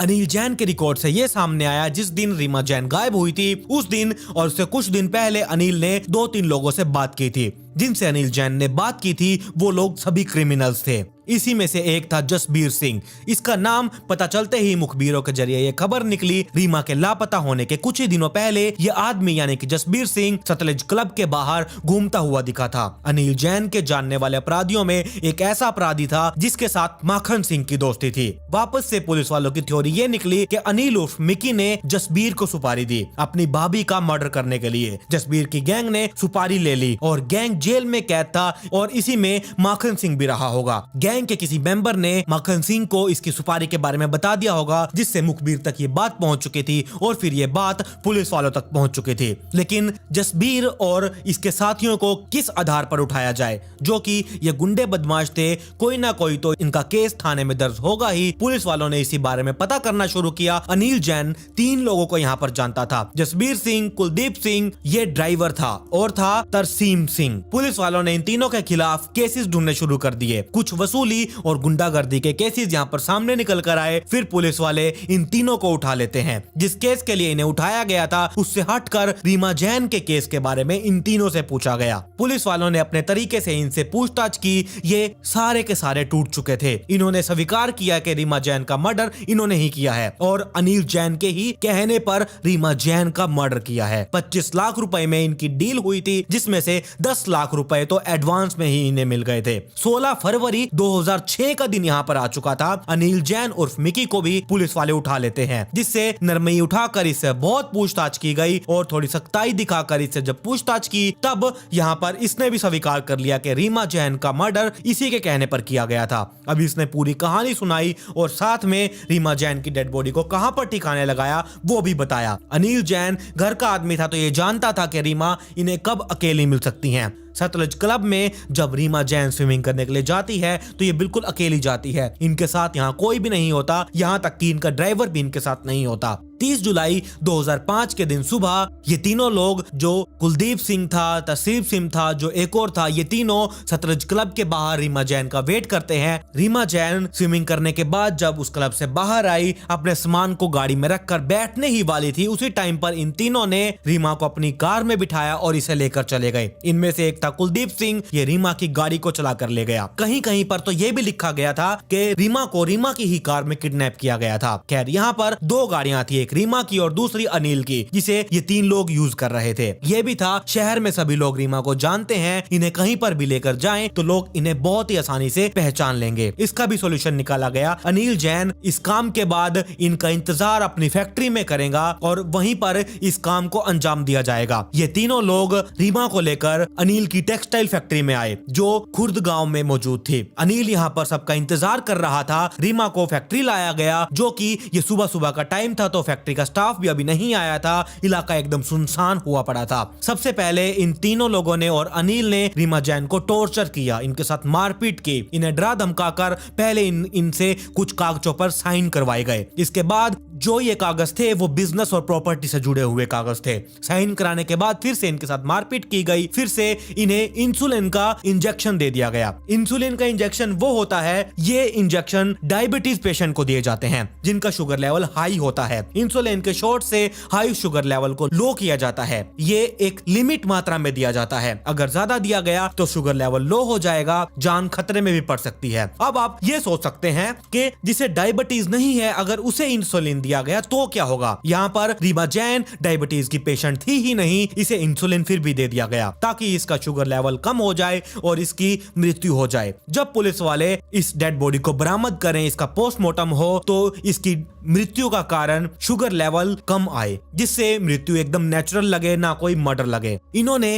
रीमा जैन को इंसुलिन के 4 शॉट्स दिए। थोड़ी देर बाद रीमा जैन की मृत्यु हो चुकी थी। धीरे धीरे फैक्ट्री में वर्कर्स का अब यहाँ पर आने का टाइम हो चुका था। इन्होंने रीमा के शव को फैक्ट्री के स्टोरेज एरिया में पहले तो छिपा दिया। उसके बाद इसमें ड्राइवर जो कुलदीप था, इसको यह कहा गया कि रीमा की जो गाड़ी है उसे तुम इंदिरा गांधी इंटरनेशनल एयरपोर्ट पर वहां पर पार्किंग में जाकर पार्क कर दो और इसे अच्छे से पार्क करना स्लिप लेकर, ताकि पुलिस वाले कंफ्यूज हो जाएं कि रीमा जैन विदेश चली गई हैं। कुलदीप बिल्कुल ऐसा ही करता है। बाकी सभी लोग अपने अपने घर लौट गए। फिर अगले दिन रीमा के शव को फैक्ट्री के गटर में फेंक दिया जाता है, जिससे शव सेप्टिक टैंक में जा चुका था। ये सारी सच्चाई बाहर आने के बाद अनिल जैन उस टेक्सटाइल फैक्ट्री में लेकर जाते हैं। पुलिस वालों को यहाँ पर डेड बॉडी बरामद करनी थी। पुलिस वाले यहाँ पर मजिस्ट्रेट को और फोरेंसिक टीम को लेकर गए थे। मजिस्ट्रेट को इसीलिए ताकि कल को कोई सवाल ना उठाए कि पुलिस वालों ने रीमा जैन के शव को कहीं और से बरामद किया है और यहाँ पर नाम बेफजूल का अनिल जैन पर आ रहा है। तो इसीलिए मजिस्ट्रेट को भी साथ लिया गया। फैक्ट्री के अंदर अनिल ने खुद सेप्टिक टैंक के ऊपर पड़े प्लाईवुड और बाकी चीजों को हटाया, उसे साफ किया। फिर पुलिस वालों के साथ आए कर्मचारी सेप्टिक टैंक के अंदर जाकर रीमा जैन की डेड बॉडी को तलाशना शुरू करते हैं। जो ये कांड 6 से 7 महीने पहले हुआ था, इसीलिए रीमा जैन की डेड बॉडी एकदम डिकम्पोज हो चुकी होगी। केवल सिर्फ यहाँ पर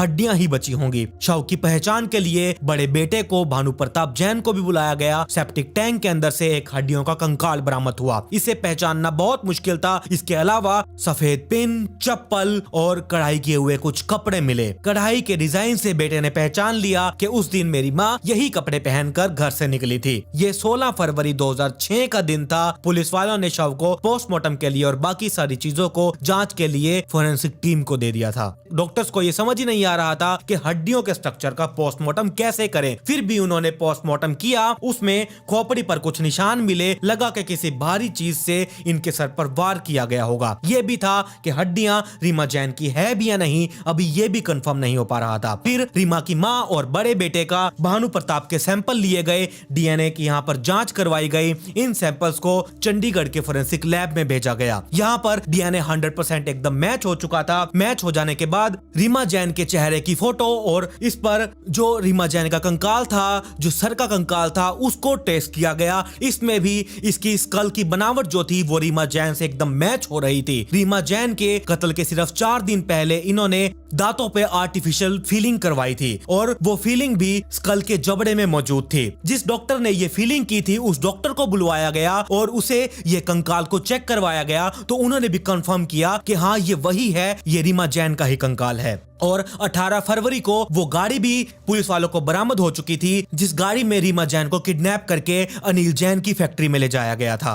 अनिल जैन का मोटिव यहाँ पर उसके बाद ये बताया गया कि उन्हें अपने छोटे भाई के कत्ल में उन्हें झूठा फंसाया गया। उन्हें 1 साल की सजा झूठे आरोप में सजा भी दी गई। कोर्ट कचहरी के चक्कर भी काटने पड़े, जबकि इसने तो ये क्राइम किया भी नहीं था। इसके अलावा इनके छोटे भाई की प्रॉपर्टी और बिजनेस का भी इन्हें कोई लालच नहीं है। लेकिन जब बाद में रीमा जैन का इसने मर्डर कबूल किया, तब ये बात सामने आई कि हाँ इसने प्रॉपर्टी के चलते और बिजनेस के चलते ही रीमा जैन का मर्डर किया है। और ऐसे ही यहाँ पर केस चलते 2012 आ चुका था। 2012 में कोर्ट ने 34 गवाह और उसके जितने भी सबूत मिले थे, सब कुछ देखने सुनने के बाद कोर्ट ने अपना फैसला सुनाया। 26 नवंबर 2012 को कोर्ट ने अपनी 62 पेजेस की जजमेंट को रिजर्व में रखा और उसके बाद 3 दिसंबर को यह फैसला सुनाया। अनिल जैन उर्फ मिकी जैन और उसके साथ जो 3 लोग थे, और इसी के साथ इन 3 लोगों को उम्र कैद की सजा सुना दी गई। और यहीं पर ये जो 2 लोग थे, तरसीम और कुलदीप, इनके घर वालों ने कहा कि हमारे लड़के तो बेकसूर हैं, इनको रिहा करो किसी भी तरीके से। लेकिन फिर भी इनकी कोई भी सुनवाई नहीं हुई और इन्हें हमेशा के लिए जेल में डाल दिया गया। और कुलदीप के घर वालों ने तो इतना तक कह दिया कि हम हाई कोर्ट में भी अपील करेंगे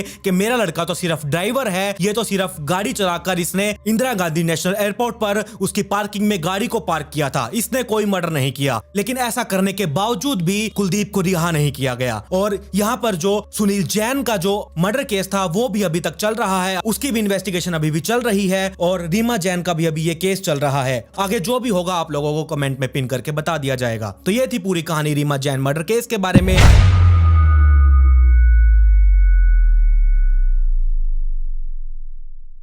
आज की कहानी एक ऐसी लड़की की है जो न्यूज रिपोर्टिंग में ही अपना मुकाम देख रही थी, लेकिन ये लड़की एक दिन अपने ही घर में मृत पाई गई। पहले उसे खुदकुशी का नाम दे दिया गया, लेकिन जब लाश का पोस्टमार्टम किया गया तब कई चौंका देने वाले सबूत मिले और पुलिस वालों तक को भी यहाँ समझ नहीं आ रहा था कि आखिरकार इस लड़की के साथ हुआ क्या है, इसे मारा किसने है, इसके सभी घर वालों ने मिलकर या फिर इसके बॉयफ्रेंड ने। और एंड तक इस केस में यही कहा गया कि इस लड़की ने खुदकुशी की ही नहीं बल्कि इसे मारा गया था। पुलिस वाले, प्रशासन और फोरेंसिक एक्सपर्ट द्वारा इस मर्डर की गहराई से छानबीन की गई, जिसके खुलासे के बाद हर कोई बिना चौंके रह ही नहीं पाया। जिन सोशल नेटवर्किंग के जरिए ये लड़की अपने दोस्तों से बातचीत किया करती थी, इसके मर्डर के बाद उन्हीं सोशल नेटवर्किंग के जरिए उसके दोस्त इसके लिए इंसाफ की मांग करने लगे। सच तो यहाँ पर यह था कि यहाँ सिर्फ इसके दोस्त ही नहीं, उसके आसपास रहने वाला हर वो शख्स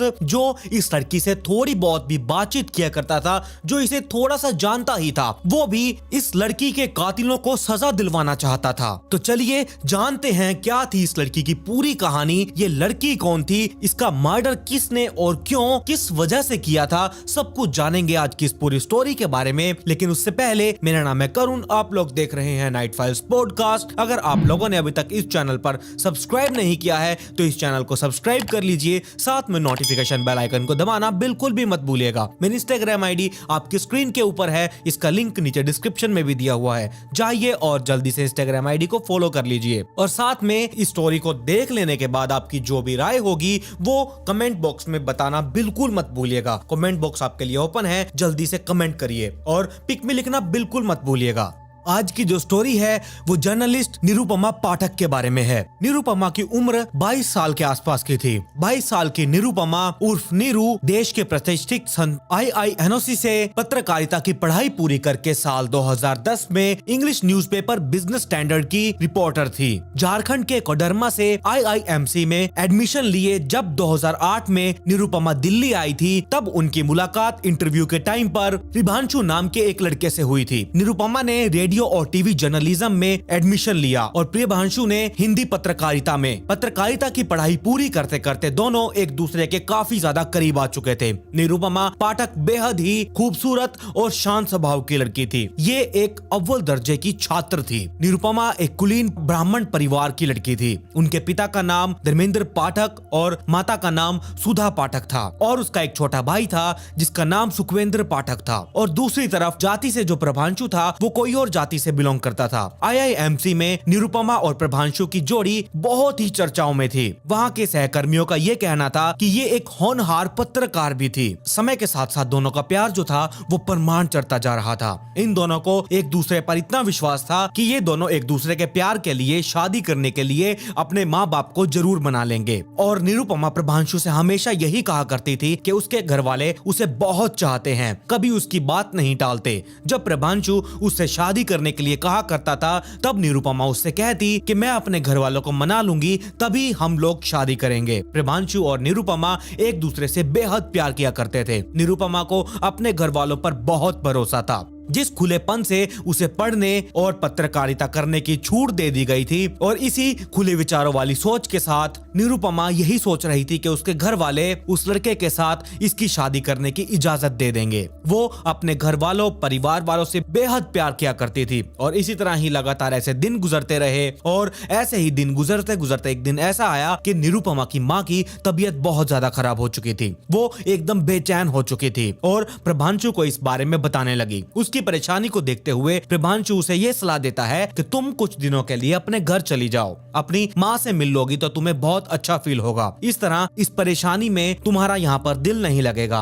और जो निरुपमा थी वो भी यही चाहती थी। 19 अप्रैल 2010 का दिन आया और निरुपमा दिल्ली से कोडरमा चली गई और प्रभांशु से कहकर गई थी कि वो जल्द ही वापस लौट आएगी। इधर प्रभांशु जो था उसका इंतजार कर रहा था, लेकिन निरुपमा दिल्ली वापस तो नहीं आई। अगर कोई वापस आई तो वो थी निरुपमा की मौत की खबर। उसका वापसी का रिजर्वेशन 28 अप्रैल को था, लेकिन वो ट्रेन जो कि निरुपमा को लेकर गई थी उसे लेकर फिर वापस ही नहीं आई। 29 अप्रैल 2010 को ये खबर आई कि नीरू अब इस दुनिया में नहीं रही। अब यहाँ पर जो प्रभांशु था उसको नीरू ने ये मैसेज किया था कि मैं आने की कोशिश करूंगी, तुम थोड़ा और मेरा इंतजार करना और बिना मेरे कहे तुम कोई भी ऐसा स्टेप मत उठा लेना जिससे हम दोनों के रिलेशन के बीच कोई ना कोई आ जाए या कोई दिक्कत परेशानी आ जाए। अब ये जो मैसेज किया गया था प्रभांशु को वो निरुपमा का लास्ट मैसेज था। संदिग्ध तौर पर निरुपमा की हुई मौत से निरुपमा को जानने वाले सभी लोग एकदम शॉक्ड रह चुके थे। निरुपमा की लाश झारखंड के कोडरमा के निरुपमा के घर पर ही मिली थी। शुरुआत में इनके घर वालों ने इनकी मौत की वजह करंट लगने का कारण बताया था और इसके उलट जब पुलिस वालों को यह पता चला तब तो पुलिस वाले उसके घर पहुंचे और घर जाकर यह पता चला कि निरुपमा के घर वाले तो ये बोल रहे हैं कि भाई निरुपमा ने फांसी लगाकर आत्महत्या कर ली है। निरुपमा के कमरे से पुलिस वालों को एक सुसाइड नोट भी मिला जिसमें यह लिखा हुआ था कि मुझ पर कई जिम्मेदारियां हैं, मैं उनका निर्वहन नहीं कर पा रही हूँ, मेरे घर वाले मुझे बहुत चाहते हैं। ये सब कुछ उस लेटर पर लिखा हुआ था। लेकिन जब पुलिस वालों की उस घर की पूरी छानबीन की गई, उस पूरे घर में ना तो कोई रस्सी का फंदा मिला और ना ही लटकती हुई निरुपमा की लाश मिली। निरुपमा के घर पर 29 अप्रैल को सिर्फ उसकी माँ और छोटा भाई थे। तो सवाल यहाँ पर यह उठा कि लाश क्यों और किसने उस फंदे से उतारी अगर निरुपमा ने आत्महत्या की थी तो। मामला यहाँ पर तब और उलझ चुका था जब नीरू के पिता ने बड़ी ही ज्यादा बेफिक्री दिखाई। अलग अलग बयानों और अलग अलग गवाहों के बदलते बीच निरुपमा की डेड बॉडी को फोरेंसिक टीम को सौंप दिया गया था ताकि वो उसका पोस्टमार्टम करके हकीकत पता लगा सके कि आखिरकार इसकी मौत कैसे हुई है। और जब पोस्टमार्टम निरुपमा का किया गया, उसकी पोस्टमार्टम रिपोर्ट आई तो इस मामले में एक चौंका देने वाला खुलासा कर दिया गया। पोस्टमार्टम में यह पता चला कि निरुपमा 8 से 10 हफ्ते की प्रेग्नेंट थी। तो यह भी बात सामने निकल कर आई, निरुपमा की मौत गले की हड्डी टूटने की वजह से बिल्कुल नहीं हुई, जो कि आम तौर पर फांसी लगाकर आत्महत्या करने पर, आत्महत्या हो या ना हो, अगर कोई फांसी लगाता है तो जो फांसी का फंदा होता है वो उस इंसान के गले की हड्डी को तोड़कर ही रख देता है। निरुपमा की पोस्टमार्टम रिपोर्ट में ऐसा कुछ भी नहीं पाया गया। उस रिपोर्ट ने एक बार फिर पुलिस वालों के सामने निरुपमा की फैमिली को सवालों के घेरे में खड़ा कर दिया था। आखिरकार निरुपमा के परिवार वाले सच क्यों नहीं बता रहे थे? इनके बयान बार बार क्यों बदले जा रहे थे? पुलिस वालों को यह शक था कि परिवार के ही किसी सदस्य ने पारिवारिक सम्मान के नाम पर निरुपमा का मर्डर कर दिया है। शक के आधार पर पुलिस वालों ने निरुपमा की मां को अरेस्ट कर लिया। पुलिस वालों को यह शक जा रहा था कि तकिए से निरुपमा का मुंह दबाकर उसका मर्डर कर दिया गया है और यह काम निरुपमा की मां अकेली बिल्कुल भी नहीं कर सकती थी। बहुत सी गिरफ्तारियां अभी यहाँ और बाकी थी। पुलिस वालों का यहाँ पर यह मानना था जो निरुपमा की मां थी सुधा पाठक, उसके साथ निरुपमा का भाई भी इस हत्या में शामिल हो सकता है। इस थ्योरी पर पुलिस वालों ने अपनी इन्वेस्टिगेशन को आगे बढ़ाया। निरुपमा के जानने वालों का भी यही कहना था निरुपमा आत्महत्या कर ही नहीं सकती, ये ऑनर किलिंग का मामला है। और इधर जो प्रभांशु रंजन था निरुपमा का बॉयफ्रेंड, वो निरुपमा के परिवार वालों के ऊपर ही आरोप लगा रहा था। रंजन ने कहा था निरुपमा के घर वालों ने निरुपमा की शादी करने के फैसले पर एतराज कर रहे थे। घर वालों ने धोखे से निरुपमा को मां की झूठी बीमारी की खबर बताकर उसे घर पर बुलाया और उसे मार डाला। निरुपमा को 28 अप्रैल को दिल्ली वापस लौटना था, लेकिन घर वालों ने उसे दिल्ली आने से जबरदस्ती रोका। पुलिस वालों ने निरुपमा की हत्या का मामला दर्ज कर लिया और अपनी इन्वेस्टिगेशन को आगे बढ़ाते हुए निरुपमा के परिजनों को उठा लिया और उन्हें पुलिस स्टेशन ले जाकर उनसे पूछताछ की गई। निरुपमा की मां, भाई और पिता समेत सभी से अलग अलग रूम में बिठाकर पूछताछ की गई और उनके जो भी बयान थे, जो भी वो बता रहे थे कि निरुपमा ने ये किया, इस तरीके से उसने अपनी जान ले ली। पुलिस वाले यहाँ पर ये देखना चाहते थे कि इनकी जो स्टेटमेंट है वो बिल्कुल सही है या नहीं, इनकी स्टेटमेंट मैच हो रही है या नहीं।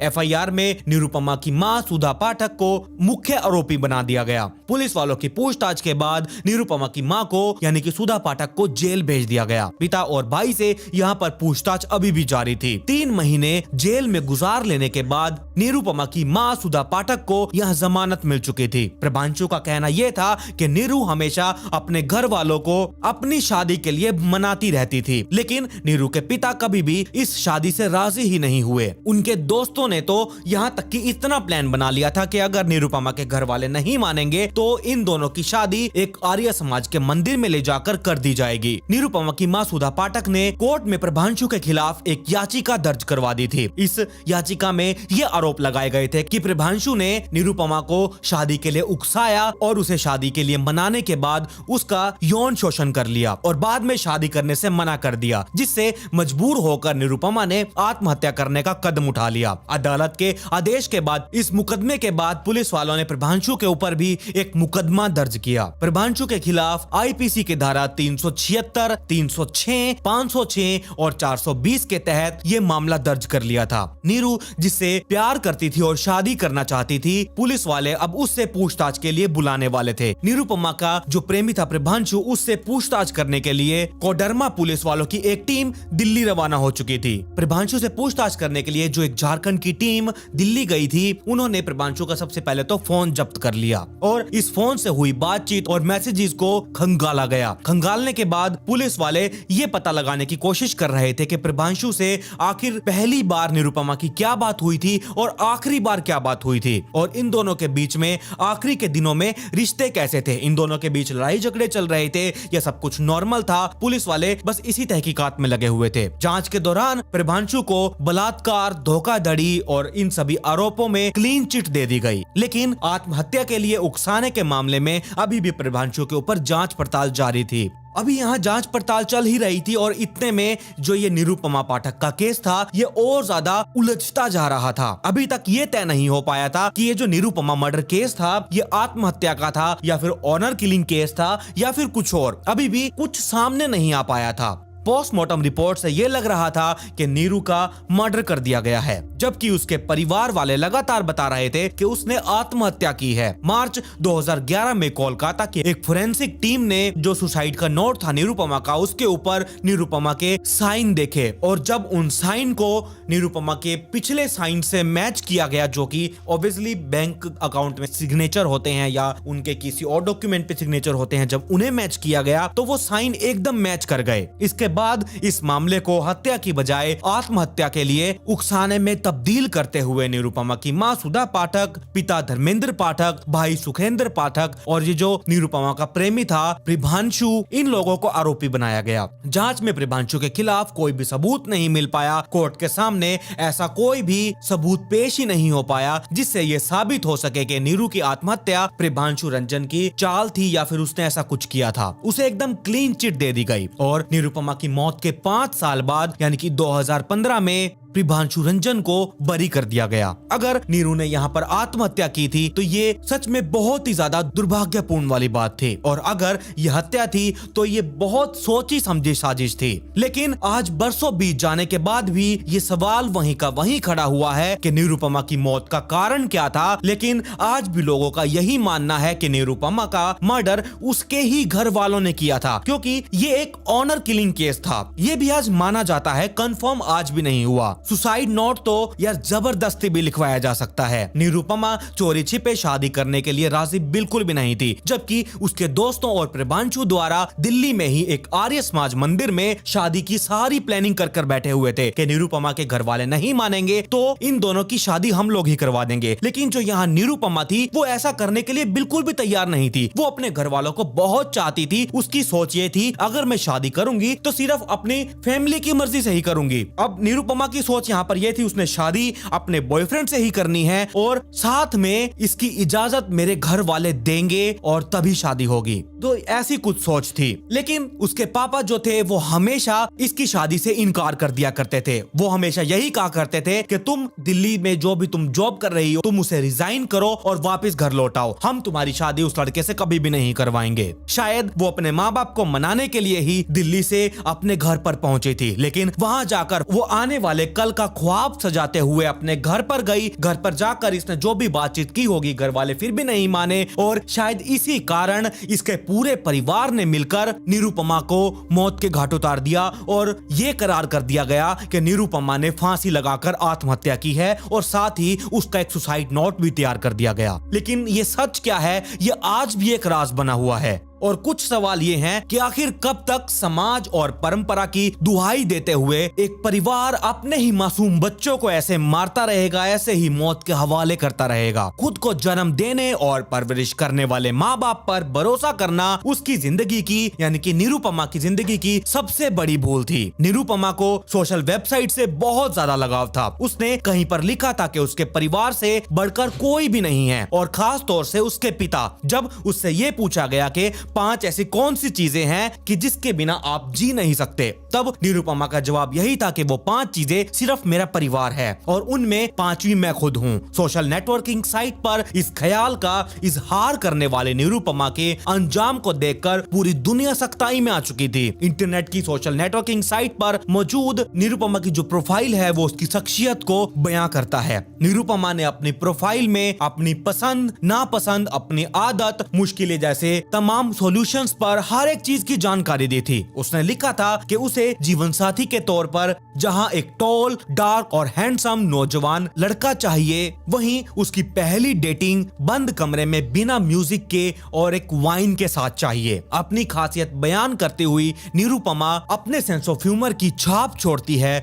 वहीं यह भी साबित होता है कि वो अपनी जिंदगी को लेकर कितनी ज्यादा ईमानदार थी। एक जगह वो लिखती है कि वो बहुत ज्यादा महत्वाकांक्षी है, लेकिन सच्चाई यहाँ पर यह थी अपनी महत्वाकांक्षा को पूरा करने के लिए उसे जितनी उसने मेहनत करनी चाहिए थी वो उसने शायद नहीं की थी। आमतौर पर खुशमिजाज रहने वाली निरुपमा बहुत ज्यादा परेशान चल रही थी। अपनी मोहब्बत को घर वालों को बता रही थी लेकिन घर वाले मान नहीं रहे थे। निरुपमा 26 मार्च 2010 को फेसबुक पर अपना हाले दिन बयां भी करती है। हालांकि उसने इसकी वजह नहीं लिखी थी, लेकिन इंग्लिश में अपनी परेशानी के लिए जितने भी अल्फाज का इस्तेमाल किया था उन लोगों ने उन अल्फाज की, उन वर्ड्स की भी दाद दी थी। पढ़ी लिखी और बैंक में जॉब कर रही निरुपमा पाठक, इसके जो पिता थे धर्मेंद्र पाठक, इन्होंने अपनी बेटी को यहाँ तक भी समझाने का प्रयास किया कि अपनी छोटी से जाति लड़के से शादी मत करो। तुम इतनी बड़ी पत्रकार हो, बैंक में जॉब कर रही हो, होनहार हो, तुम इतना कुछ कर रही हो तो तुम किसी और लड़के से शादी कर लेना। लेकिन वो मुमकिन ही नहीं हो पाया। इसके परिवार वाले नहीं माने और माँ के बीमार होने के बहाने उसे घर बुलाया गया और उसे मौत के हवाले कर दिया गया।